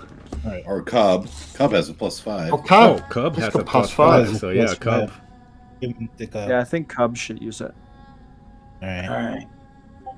I'm giving you my. You don't waste this. Got it. Tarnik reaches over and touches Cub on the shoulder and gives him guidance. Please, you silly dwarf. 3. Okay, Go so for 3. it. So you get a D4 guidance, Cub.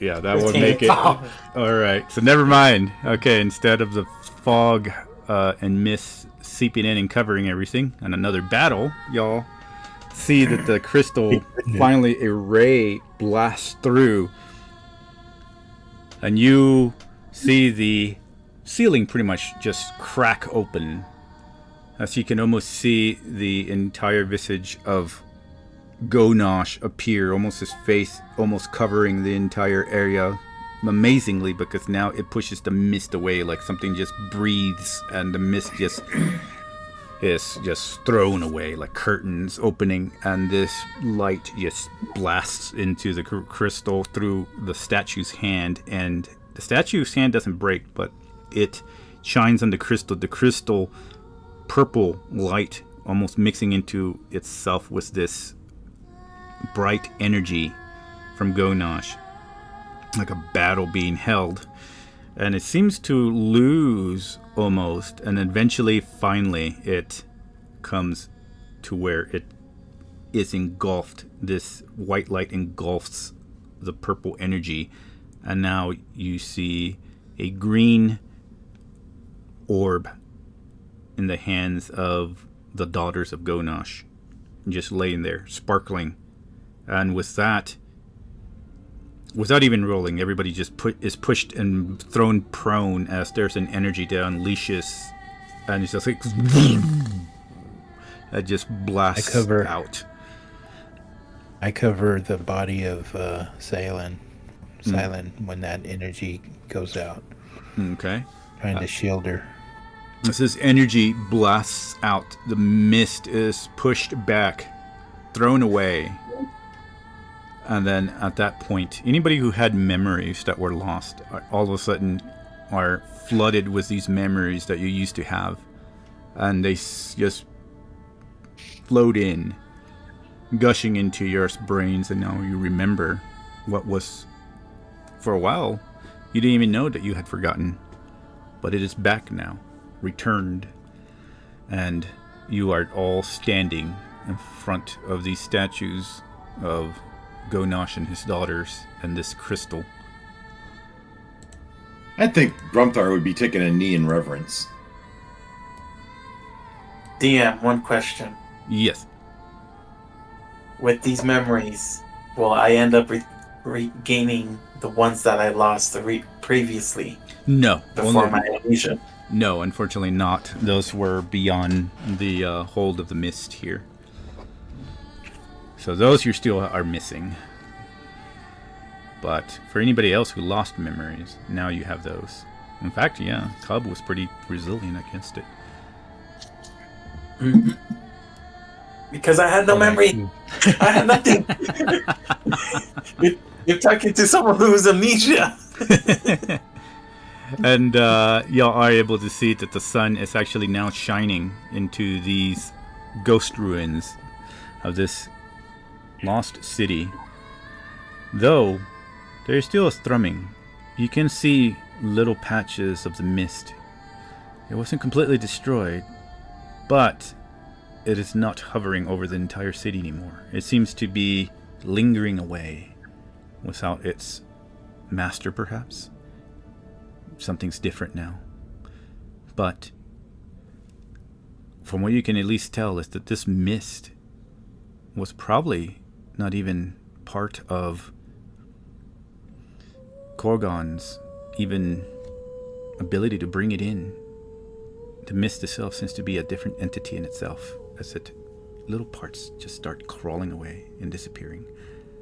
And now you are here with rest. You feel no tension. You feel the sense of this heaviness of the city no longer pressing down on you, as Sayla stands and looks over at Grumthar with a smile and says, "You learn to tame your flame very well, Grumthar. You have changed. You have grown. I am most proud of you," as she walks forward, putting a hand on the side of his cheek, and says, "Thank you for coming. Thank you for remembering me." And she looks at everybody else. "Thank you, all. I cannot return to the land of the living, but I shall remain a sentinel. This area will still need to be protected, and there are things now that I've learned. This is not a one-time thing. Whatever this mist is, I sense that it originates in different areas." She says, "Walk forward, Grumthar,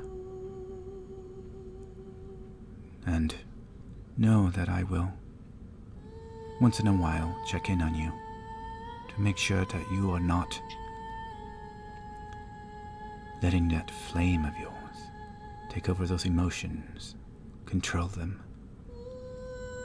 I shall miss our days that we used to scout together." And then she smiles and gives him a nod, and strangely, orcs are known to kiss. She will kiss him on the cheek, though, and then stand back and look him dead in the eyes with a sign of respect.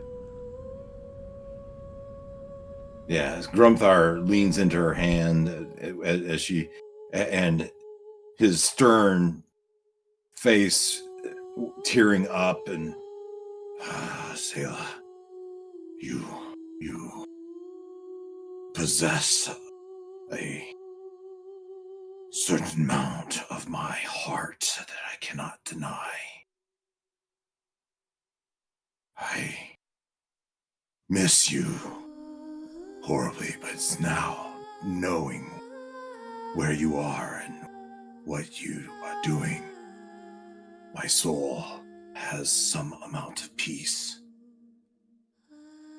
Farewell, my friend, and I will remember you always and look forward to meeting you again when the time arises.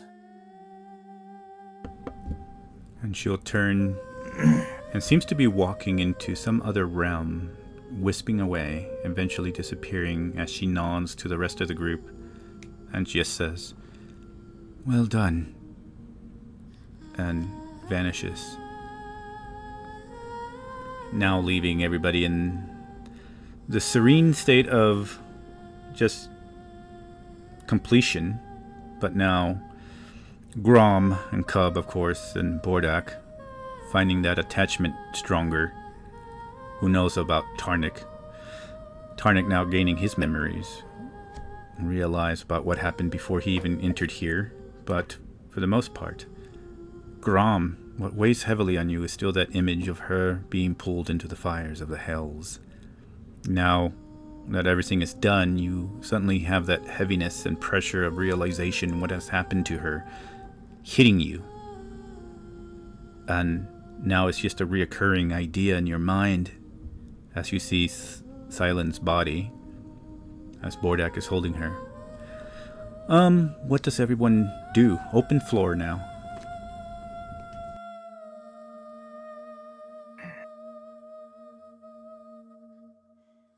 Bordak, I suspect we need to go back to the king and report.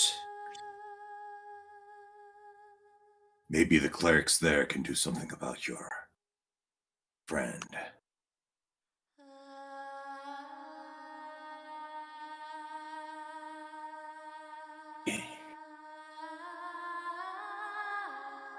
I will not bury her in this place. Why not? It is the city of the dead. It is the perfect place. If that mist takes over again, they will use her. I will not let them have her.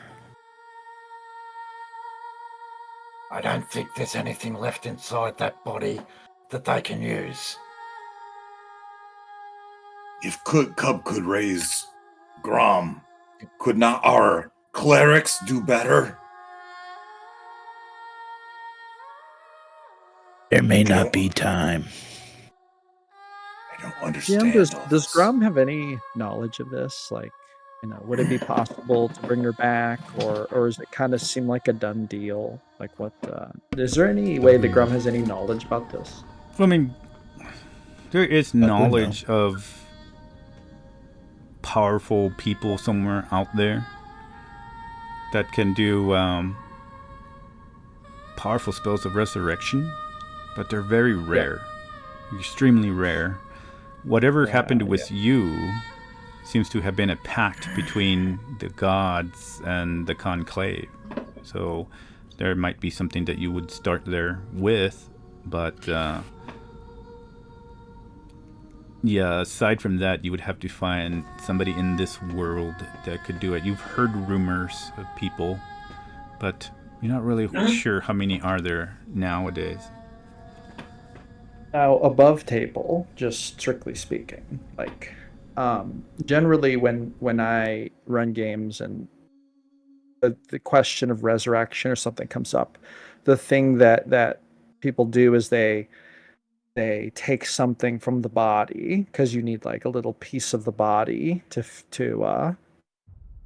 use resurrection, so like a lock of hair or a finger are the most common things. Would Grom know anything about that? You can roll me a history or arcana. Okay. It's because that spell is pretty rare, so in my world. Yeah. So I'm gonna roll it on arcana. They're both the same. The Grom. I would say so 11. Oh, it's so close. It's almost at 20. It's almost. I would say with a roll of 11, as he's thinking about it, maybe in some lores that he has read or heard in his travels of maybe some orc boy being risen from the dead many ancient years ago, but they had to have something personal of him or something of him. So yeah, I would say he would have heard something in his long travels. Okay. In that case, he's gonna kind of go over to her and he's gonna take out his knife and he's gonna cut a lock of her hair off and like tie it up and put it in his pocket. All right.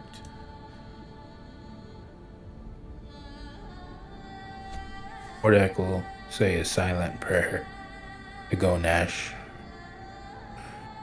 to see if perhaps he can intervene and bring the child back. And you will see the statue just move toward you. Pieces of cracked stone rumble against each other as the neck just strains against the statue, what it's made out of, and the material. And the statue faces you, steps around, and everybody sees this. In a deep voice that almost seems to permeate the entire area, and says, "It was an honorable fight. Why would you bring one back from the dead when they died fighting with their comrades? He still has much to give to you. And that creature was dishonorable when he killed her. He looks at the group. And that's why warriors such as yourselves are fraught with such battles against creatures of evil intent as such corrupted beings. And you are one. You are chosen. And those will be remembered. And you see the statue just fall back into its shape. And that's pretty much it that you are able to gather from it. And we all saw that? Yes. It was worth a shot. Okay. Grom is going to say out loud, We have spoken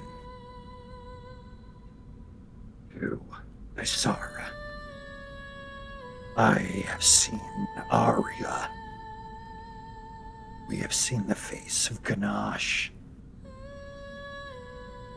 Yet, it seems death is death. I wish it had been me. I think Silent is gone. then he's just going to turn around and start walking out toward the front of the city, basically. He's kind of starting the long trek home. I mean, obviously he's not going to go sprinting, but he's just going to start walking. Go ahead and roll me a wisdom save, DC 20. Boom. For Grom. Okay. +4. Oh, that doesn't help.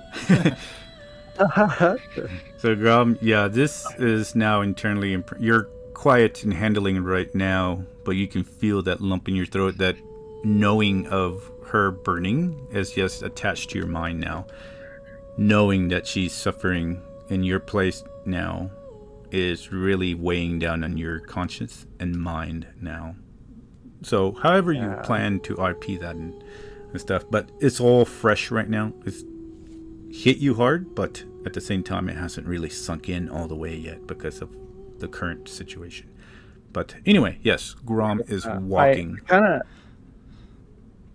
for GM knowledge, like I think what's going on right now is that Grom is having a numb moment, like a numb moment where it's almost like he's in shock, kind of, and then so how he'll respond to it's probably going to be a delayed response. Oh yeah, for sure. That makes sense. Yeah. Awesome. Definitely. Yeah. But anyway, so he's just going to start walking. All right. What is everybody else doing as they see Grom walking? I wrap up the body and get it prepared for travel, and then find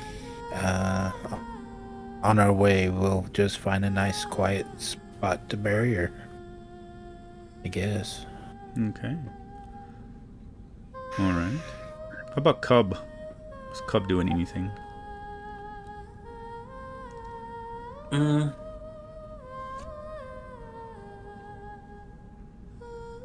At this moment, with everything that's kind of like all the rush and he's just gonna just stay silent and like kind of like shut down in a way, just like he's just like kind of like just shut down and not anticipate everything, just because like with Silent gone and miscalculating the arrangements of healing and providing the attack support and everything, it's kind of weighing on his mind, and knowing that it's like like he could have done better as a healer, or not overused his strongest spells to provide the support needed. And then he's also thinking like he wished he had a better healing spell to bring Silent back without that aspect. So he's just like, so kind of like the same thing like Grom is going, but he's closing like all of his emotions and everything, and it's just been completely out. Okay. Excellent. Oh, with that said, is Tarnik gonna do anything outside? And as I guess everybody else is lining up and leaving. Tonic was going to take time to cast Find Steed or Summon Steed. Okay. He has had no luck finding his summoning tube, so he'll try and do it the old-fashioned way and use his hands and words and attempt to summon a new steed. Nice. Okay. So for he won't interact with everyone, but he'll walk along and for 10 minutes, basically at the back of the group, muttering to himself, hands waving, casting Find Steed as he walks along.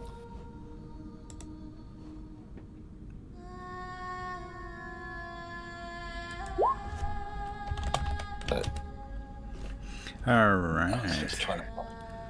just trying to see if there was a updated version of Shiv that I could go to. I need Shiv. Shiv returns. Yeah. Because he is a fiend. So. Alright.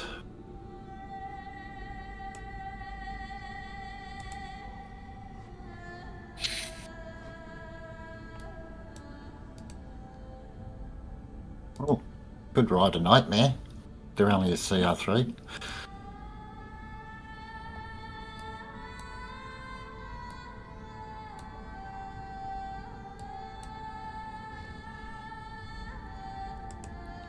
And then we'll need that. Alright.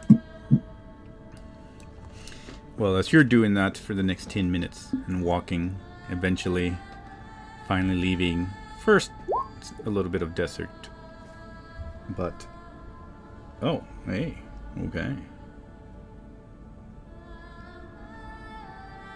that will work. We have to go through the forest. Which forest? Well, right now you're in a little bit of a dead kind of dirt from the ruins itself, but eventually it does turn into what is swamp land. But oh, that's what swampland. Yeah. So y'all currently right there where there's the little icon of old Shiv, but yeah. To head back, y'all caught a Vorboost that's over here again. So. Okay. Yeah. Grom's just gonna be walking, and what time of day is it right now? Weirdly enough, it is about around 2 or 3 In the afternoon. Yes. Sorry. Yes. So, okay, so just after midday, kind of. As we start to travel, do we pass any clean bodies of water? Roll me a survival. Yep. Survival. Maybe a farm with a well. That'd be good.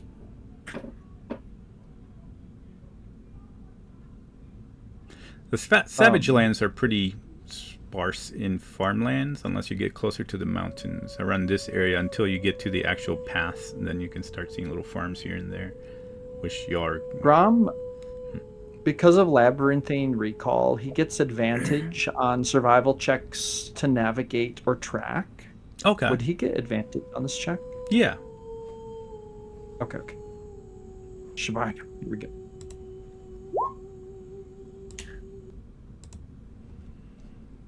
Not bad. Wow. Yeah, I say eventually you'll be able to sniff out a area that has a good lake, a smallish river probably running down from these local mountains here. And further, when you travel, I'll say eventually about another 2 hours or so to get out of the swamplands, you hit normal land and grasslands and see this lake. The lake seems to be clean at this point. Yeah.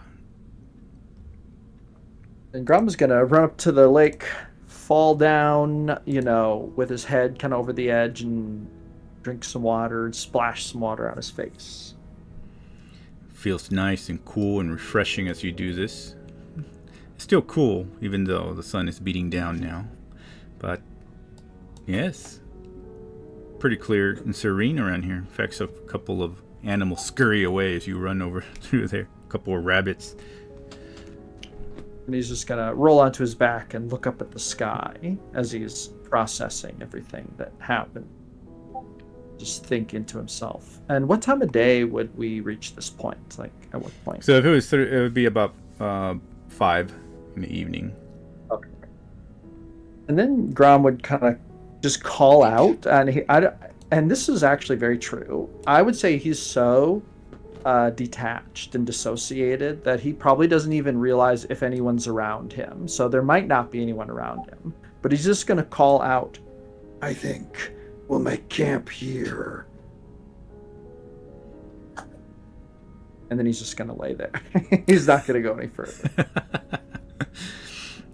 As you are traveling through the grasslands and everybody sees Grom rush off into this area where the lake is, what is everybody else doing? Can I do the perception to see if I heard what he said? Sure.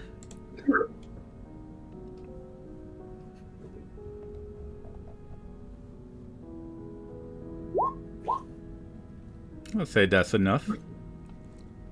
Yeah, Tarnik's not paying much attention. He's more bonding with this new form of Shiv. Nice. I'll have to create one of those. When he says that, I'm like, I'm still just like detached and shut down. I'll just go and I'll tap the ground, and then just go ahead and just like here, and then just go here. I'll just kneel down, touch the ground, and then you see basically a shadow veil that will just cloak us that surrounds the field, and I'm like, there. And I'll just go back to being silent. All right. Everybody sees Grom do this, and then now they see Cub create this veil. Whoever is paying attention. I find a nice spot and to bury Silent. Oh, okay. I mean, I'm not gonna haul her body all the way back. All the way over there. Yeah, It that would be. seems like a good, yeah, this seems like a good place. I'll just dig a grave and put her in there, and yeah. Okay. Would Bordock be kind of doing this secretively, or would he be like announcing it? Like, does anyone want to attend the funeral, or like something like that? Or is he kind of keeping it on the down low? I mean, I'm not gonna keep it on the down low, but I figured I'd do it. If anybody wanted to come help, they can come help. But I'm not gonna announce it. But I am gonna go. I'm gonna do this, and y'all will definitely see me do it. Tarnik would just scowl at him. Wouldn't say anything, wouldn't do anything. Just, that dirty side eye. I think Grom would go over there and help dig. All right. Okay. We'll say digging in the grasslands take you a few, like 20 minutes or so. 20 to 40 minutes to get it all going. And eventually you have, unless you're not doing 6 feet, but I guess it depends if you want a creature to eater or not. But We don't want a creature to eater, so I guess we'll do 6 feet. all right. With my strength, it shouldn't take too long. Yeah, it shouldn't take too long. So eventually, in the grasslands lake, that has a few nice-looking trees now, and the warmth, you make this 6-foot hole with Grom helping. Is Gromthar doing anything? Just watching? Yeah, Grumthar is he's sat down on a tree and he's kind of relaxing from the exhaustion. No, not actual, but the exhaustion of the last. Really, it's only been what 24 hours, maybe 48, something like that. Yeah. And he is sorting out his emotions because for the last 3, 4, 5 years he's been on this mission to find Selah and this necromancer or lich or whatever he was and now that's done, and so he is sorting out his feelings and trying to figure out what he's going to do with his life.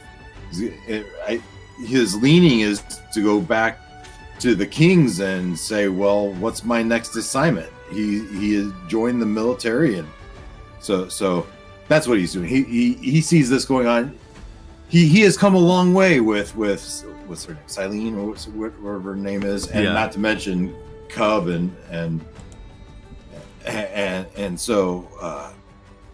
so there's some amount of solace there, but still he's only known them 48 hours maybe, and so that's what he's doing. He's aware of it, he's reverent to it and sad about it, but he's lost in his thought of what he's going to do next with his life. One thing that's still going through his mind is he has these weapons with the gems that runes on them that he still doesn't fully understand, and he wonders with the major settlements that if there's someone there that can explain these runes to him or what he needs to do to learn more about his grandfather's weapons. So those are the things he's thinking about. Excellent. All right. Well then, yeah, it doesn't take too long. As you're thinking about this, and Daryl, Grom, and Bordak, you finish doing this, and pretty much had the hole ready with the pile of dirt to the side, Silen's body. Is there any specific way you want to do this? No, I'm just gonna put her body in and cover her up and yeah. I'm not gonna put a marker or anything. Grom wouldn't have a whole lot of ceremony, actually. Very similar to when his friend Bakorda died. It's kind of like he would be sort of detached, acting, and kind of just like, let's get this over with. Just fill up the hole. Get her in there and fill it up. Excellent. Okay. All right. Well then, eventually, y'all put her in the hole, start throwing the dirt back, eventually covering her up completely. Done. And now, by that time, the sun is still quite high since this is more to the center of the world. Warm sun still beating down, warm wind glazing over the grasslands, and everybody just waiting by the lakeside. Grom would go over to the camp that Hub had made, Okay. and then he would pull out his what is it called? He would pull out his chest of preserving, and he would open it, and inside he has stored in there 8 days worth of meat and cheese from the castle. And he would like lay it out and basically invite everyone and say, "Come, eat this special food with me. I brought this all the way from the castle. I've been saving it for celebration."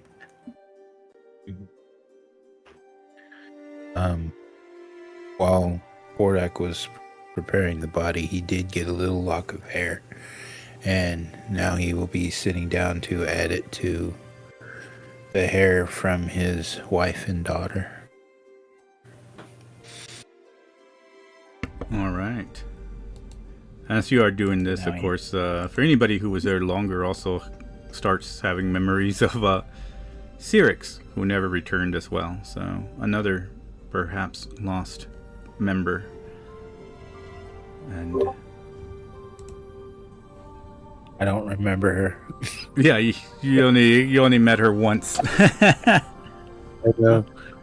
Like, except for those who were longer there, though. Brom would ask, "Does anyone by chance have something to drink? A little bottle of spirits or something?" I will go through my bag and I will actually pull out my dragon vessel. Okay. And with that, I'll go ahead and I will whisper the drink portion, or yeah, which I'll call it the wakened. So that way it becomes slumbering, or it can be any type of or it can be a wine or ale of my choice itself. And this one I'm gonna ask for it to be huh? Are you describing this out loud to all of us? Oh no, he's describing it as a game. Okay. Above table. Yeah. So, but basically, my dragon vessel is just my pouch that'll just basically be the drinking ale, or that I summon out my ale. So with that, I'll whisper it itself, and then I'll turn it into what Grom says as spirits itself. All right. And I'll go ahead and I'll pour some over on the grave. Okay. I'll say that we probably put the grave, let's just say, like right here. There we go. By the lake. She'd probably like that. Good. Where you circled? Yeah. Yeah.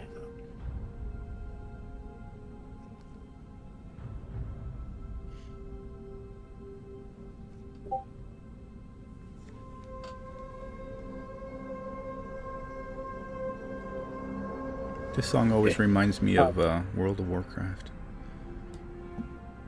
It reminds me of Gladiator. Sounds like the Gladiator soundtrack. All right, so I'm Grom. Oh. Grom, give us a dirge. We need to honor our fallen comrades. Those that we know, and those that we don't know.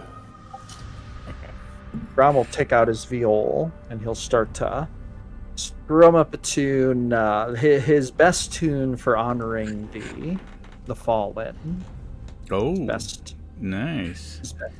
What does he? What are the lyrics he sings? No, I have a feeling this Evil. one. Give me a minute. I'll have to work on it. But you would collect. You would collect a water skin of that ale from Cup. Cub. Yeah. But let me work. I'm gonna get a jig from the lake, and then I'm gonna lean back on that tree right there, and I'm gonna start sharpening my axes. Ah, Taking care of them. the magical axis. All right. I'm gonna make sure that they are well taken care of. And the gifts, the fangs of Gonash. All right. As Grom plays his music there. Oh.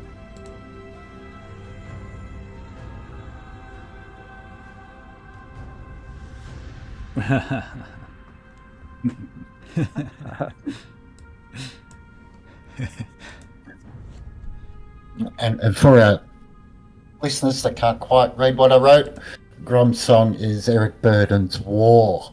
Whoa, whoa, what is it good for?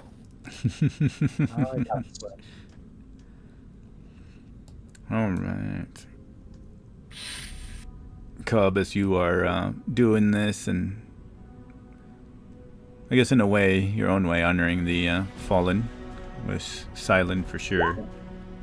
Oh, Oh, that filled up wow. a bunch of messages, but nice.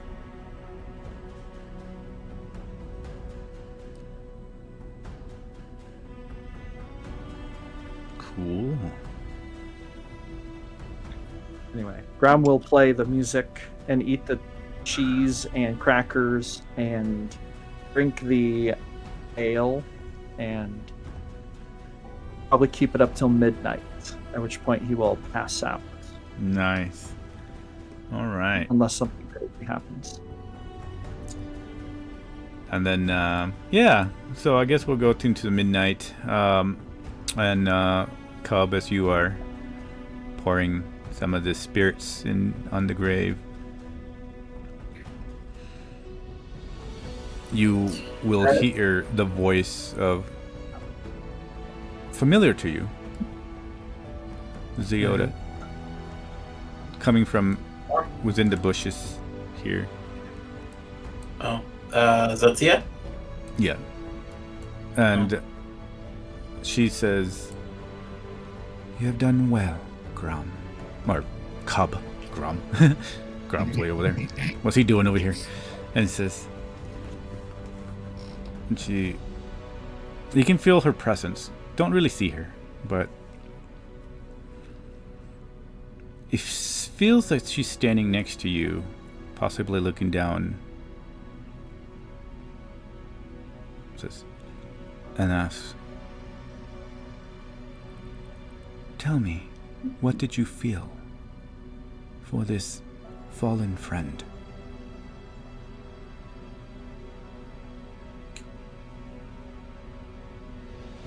It was like I felt some kind of kinship, or at least connected to me in one way.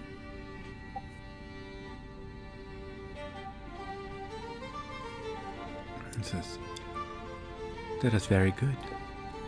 It's good to have some sort of bond and kinship in this world."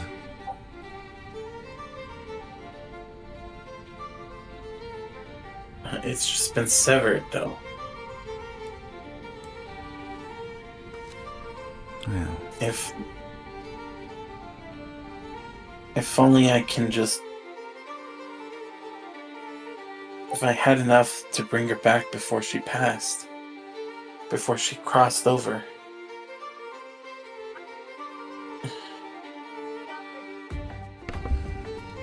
yes. I suspect that her soul is misplaced. Tragic, really.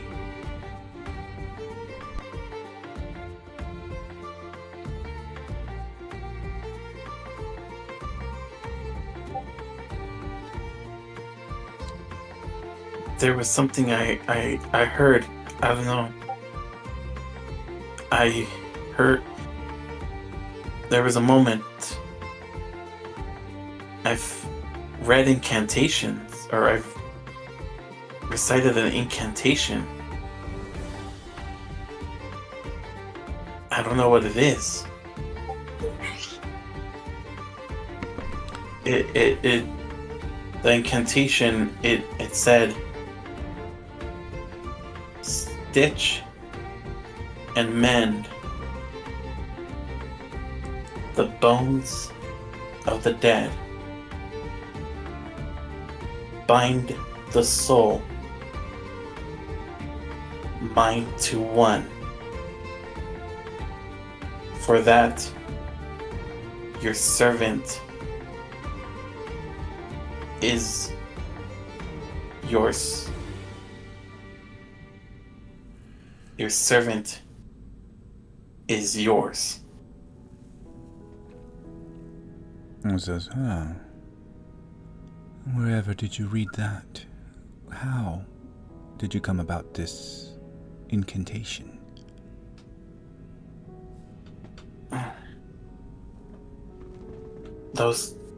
That area where they're flooding us with memories, but I don't remember memories because I don't know anything. They also mentioned another person, Arya, mentioned someone named, was it Unalak, right? Hexerium? Or Exerium. Mentioned Exerium. Hexerium, the god of death. Well, Arya is the goddess of death as well, though she guides the souls that are going into a better place, while Hexerium guides the souls that are meant for damnation.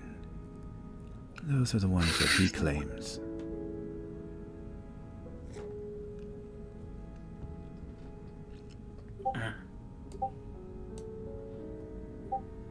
An internal pain without rest.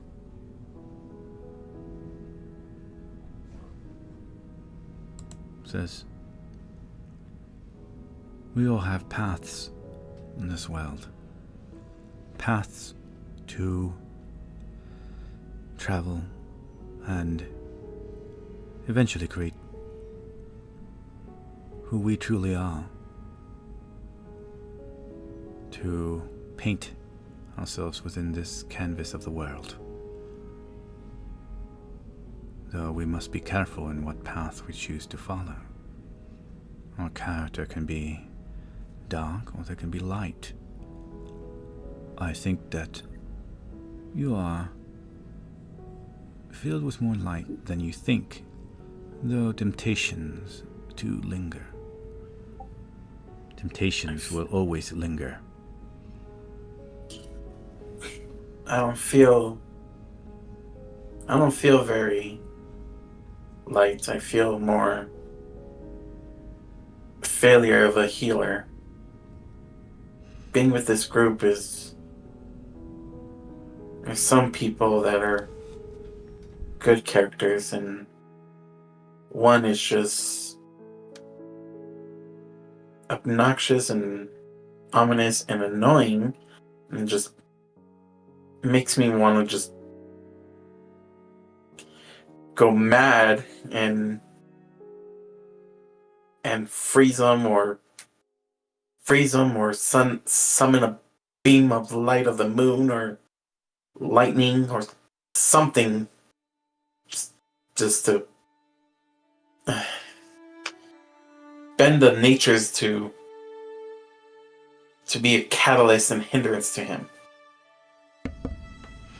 You actually hear something of a giggle, perhaps, some sort of lighthearted laugh, and she says, sorry, just read that last sentence from Tarnik.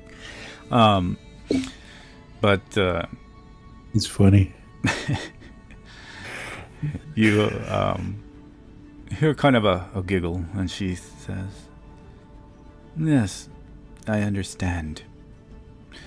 While you are only dealing with one, imagine dealing with millions. This is a daily occurrence for me. But then I also know that there may be ignorant, set in their ways. Sometimes they just need to push some sort of spark in order to expand that awareness, though it can be very hard. Most people are too set in their ways. But I do believe that there is some sort of inkling in all of us to do better. All of us are perceived as either good or bad, but that's also in perspective, relative sometimes. And you, Cub, you think you're a failure, but that's what makes you good. You failed, and you are suffering because of that failure, because you actually at least cared about not failing in your duties as a healer. You care about this young elf that died. And I'm sure there's others who will eventually feel that death as well. And she puts you can sense a hand on your shoulder. If you are having these lingering doubts, that means that at least you are wondering. You are thinking if you are good or bad. If you are bad, you wouldn't even have these thoughts. And she says, there is some sort of tether. Though I am not familiar in the domain of death. But I don't think that story is quite finished, but that would be up to you and the rest of the group. And perhaps that annoying person. Remember, if you can change somebody's ideas and make them a better person, then you have won. But it is annoying and it can be frustrating. So I suppose it is a good thing that you are not a god and have to deal with millions of them. But you're on the right track.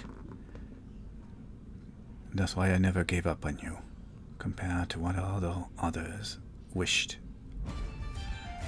And then the voice and presence you feel disappear, and you know that you are now standing alone as a breeze of wind shakes the plants around you.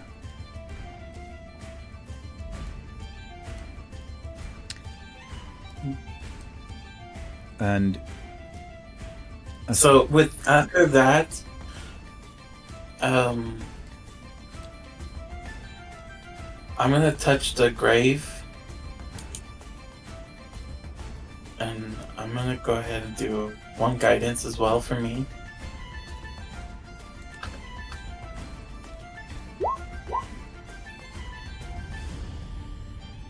And so with another guidance, do a religion check itself.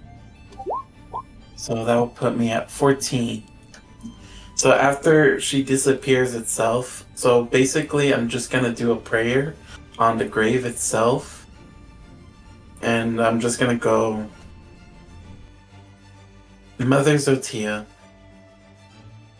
thank you for your visit.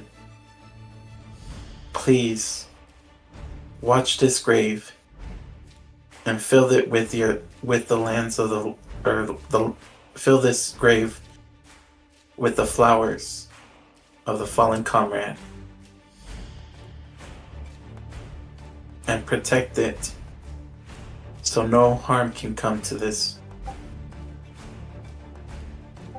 body evermore.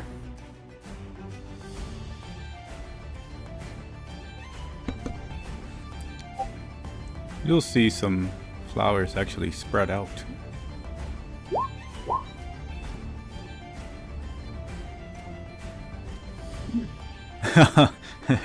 Yes, Hector. You'll see some flowers actually sprout out from the grave and actually fill it up. Beautiful flowers.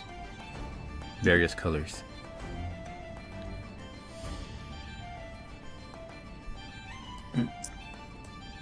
And so as soon as I see that the whole grave, instead of being all dirt and padded over, it's now like like a flower bed, I'll go ahead and I'll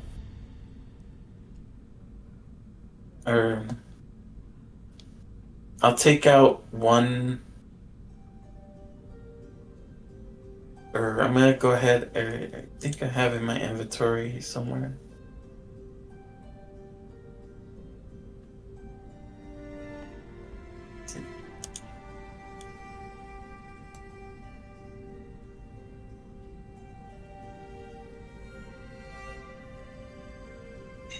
So I'm gonna go ahead and take out my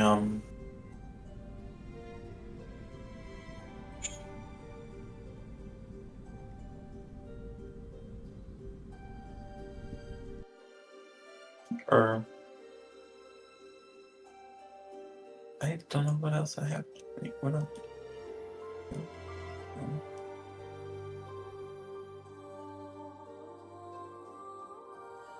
Okay. Or okay, yeah, I'll take out the water skin, or one of my water skins itself. And then I'm gonna go ahead and like spread it around the flowers so that they gain at least water nutrient, or like at least water. And then I'm also gonna cast Good Berry, and I'm gonna go ahead and put one berry to leave on the grave, and I'll walk back towards the group. Okay. All right. Well then, with that, you join the group, and Grom does play into midnight, and everybody's mind pretty exhausted. Eventually, unless you're doing something aside from I guess whoever's keeping watch, but eventually we'll take a rest. Oh, you don't need to keep watch, I guess, if you're inside the thingamajigger. At least when I get back to the main campsite where everybody's at, I'll head and I'll make sure that I deploy my veil of the heart moon and thing, because I know it goes away if I step out of the shadow. But at least with this one, I'll go ahead and recast it so that we'd be able to be invisible throughout the group, or through from the outside perimeter of the field. Okay. All right. And so Grom, midnight arrives. You sing your heart out, and I suspect that everybody will be taking a rest then. And if y'all can go ahead and take that. If y'all want to get out, go ahead and get the long rest. As far as Yeah, would be a good idea. as far as Oh, go ahead. oh yeah, I was gonna say, as far as Tarnik is, he's sleeping in his dreams.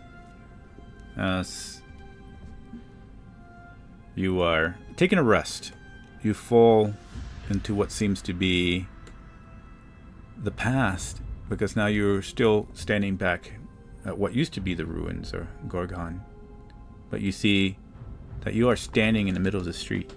You see all these people walking past you, talking, conversing, merchants, fighting with each other about pricing and trade.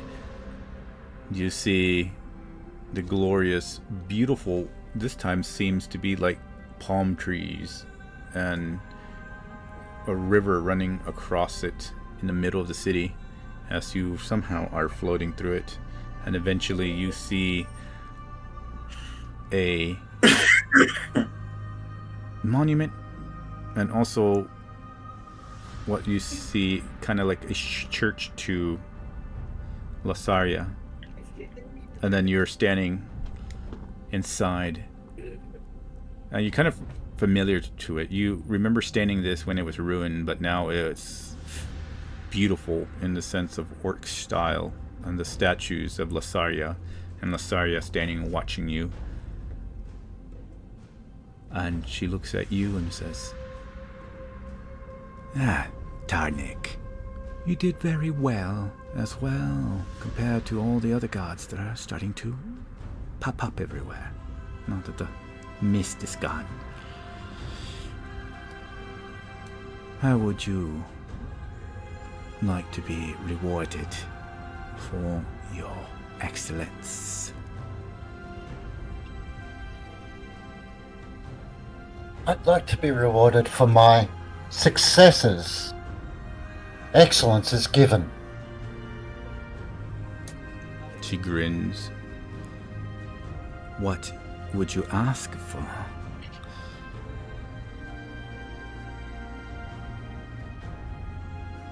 That is very arrogant. For something. I will leave it in your hands. But I believe my mount may need a hand. Make it a little stronger, maybe. A little tougher. Well, she just kind of slithers around you and is like, very well. Here's the creature I like. Like the shadows that I love so much. So be it. Your mount shall have the reward. So you can keep the weapons. They will suit you very well. My father. They do. My father wants to see greatness from you, and so far you have proven him correct as a champion of Gonosh. Travel forward, but know that you shall have it. A mount that would be worthy of you. And then this vision wisps away. Tarnik bows his head and takes a knee as the Lady Lasara disappears. And you, for the most part, sleep sound. And as far as Grom, you passed away. Not passed away. You did pass away, but Oh God. you pass. You pass out, and your dreams. The thing that you can see is visions of fire and silent, screaming and burning, her body twisting in the nine hells, and then creatures just ripping her apart. Her eyes begging for release. Perhaps she didn't realize what she had traded for. Perhaps she was a little too ignorant to understand that while she wanted to save you, she didn't realize the full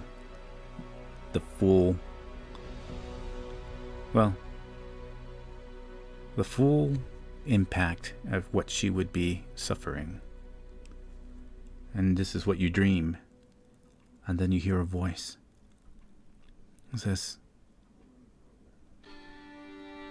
you should guard your life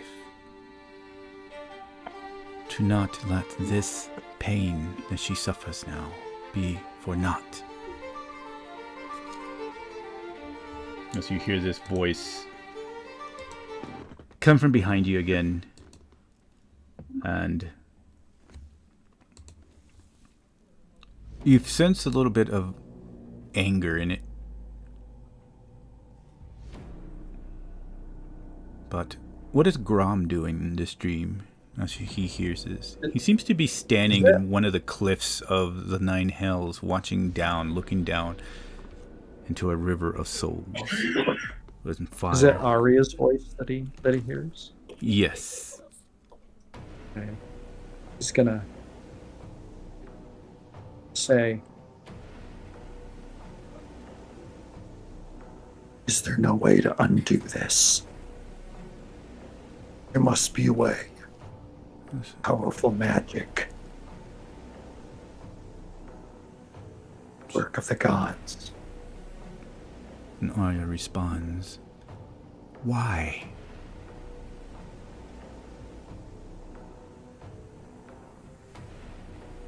Why? Because I cannot bear it. She did not deserve this.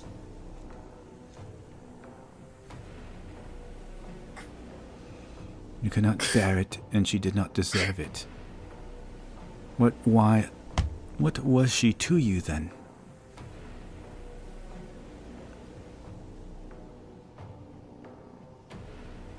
She was... I don't know. A friend. She was good. She was kind to me, even though I didn't deserve it. She did too much. She shouldn't have traded herself for me. Says, good. What made her good? What does good mean to you? It was good to me.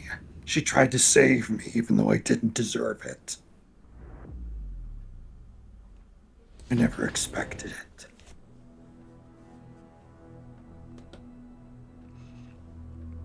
And says, she was selfless, yes? In a sense, selfless because what she did to save your soul, she did without even thinking about the implications. She just knew that she needed to bring you back. But now, who was there for her? Who will do the same for her? Do you think Cub? Do you think Bordak? Or do you think Tonic would even do this? No. I would do it.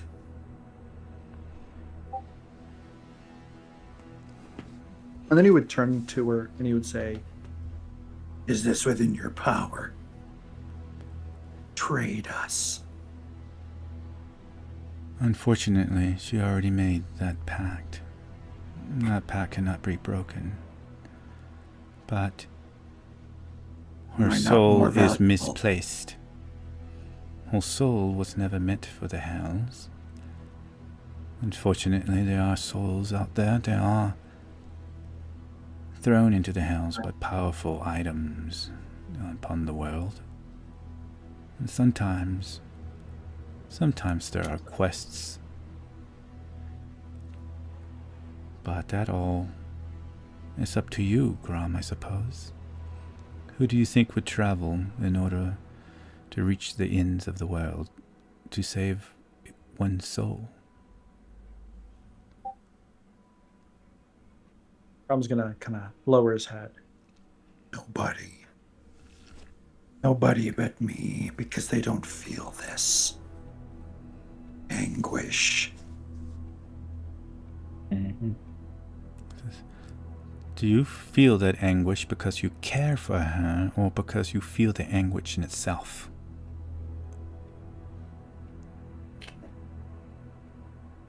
Oh, that's interesting. I don't know if Grom knows the answer to those percentiles real quick. I don't know if he really thinks that deep about it. Oh, okay. I do care. I must care. I don't think this way about my father. He was gone. Korgath is gone. I don't know where they are. They could be in the hells for all I know. This is different. It is much harder when you know where someone is when they've died, isn't it? To know that they are suffering eternally. For as no one ever decides to bring her back, just in an eternity Imagine, fraction of 1,000 years is nothing compared to eternity. She says, she walks over to you and places a hand on your chest. Now you're starting to understand. Now there's some change in you, Grom. And she's not in her child form. She's in her black-haired form, adult female, looking at you. And she says, "So you would do this?" And says, "Because you care, truly." Well then. And you can see that she has like this tear that is rolling down her eyes, and she'll take one finger and scoop up that tear with her tip of the finger, and then she holds your arm, gently taking your hand, and places that tear that seems to turn into a crystal and puts it in your hand. That is a key. If you wish to know how to save her, if you are willing to travel to the ends of this world, you must travel far. She says, "You are traveling already in order to make battle against this necromancer, the Leech, the Great One, Anam. Find my cloak. Ask questions about the Cloak of Arya. You will be led the correct way. If you can convince your group,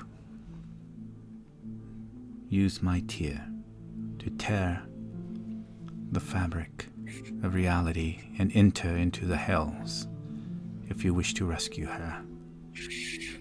If you are willing to give your life, who else will be willing to do this for you? For her. There's a lot of people you would have to go through. And also there are people in your group you might have to convince. But it is all left up to you, Grom. For you will not be able to do this alone." And then she vanishes. I mean, before you are taken away from the visions of hell, you disappear and feel that restless sleep. And that's where we're going to go ahead and pause. But okay. All right. Like, no, keep going. It's getting good. No, I was listening. All right. I was waiting for Granthar's little recap. I was too. I was too. Oh, I know. It's already like 10:05. I figured I'll go through there and continue with the rest. Yeah. Just a reminder, guys, I am not here next week. Oh, okay. That is true. Yeah, you should do Grumthar real fast then. It's up to Grumthar. He's gonna be on autopilot. Yeah. I don't know if I need it. I kind of feel like I already did my recap. Right? Yeah. We had Selah and Yeah, that was a pretty good what I'm recap looking right for. there. Anyway, yeah. So. Yeah. So. All right. Everybody just wants to hear stories. That's what it is. Yeah. All right. Well, we're going to go ahead and stop recording. Thank you, everybody who was tuning in tonight. If not, for future watchers, thank you for tuning in. Remember to like. And hopefully in the future, we'll have some ideas as to maybe we're going to do something different. We'll see. All right. Stop recording. Stop streaming. Goodbye, everybody. Good night. Bye, everybody. You all.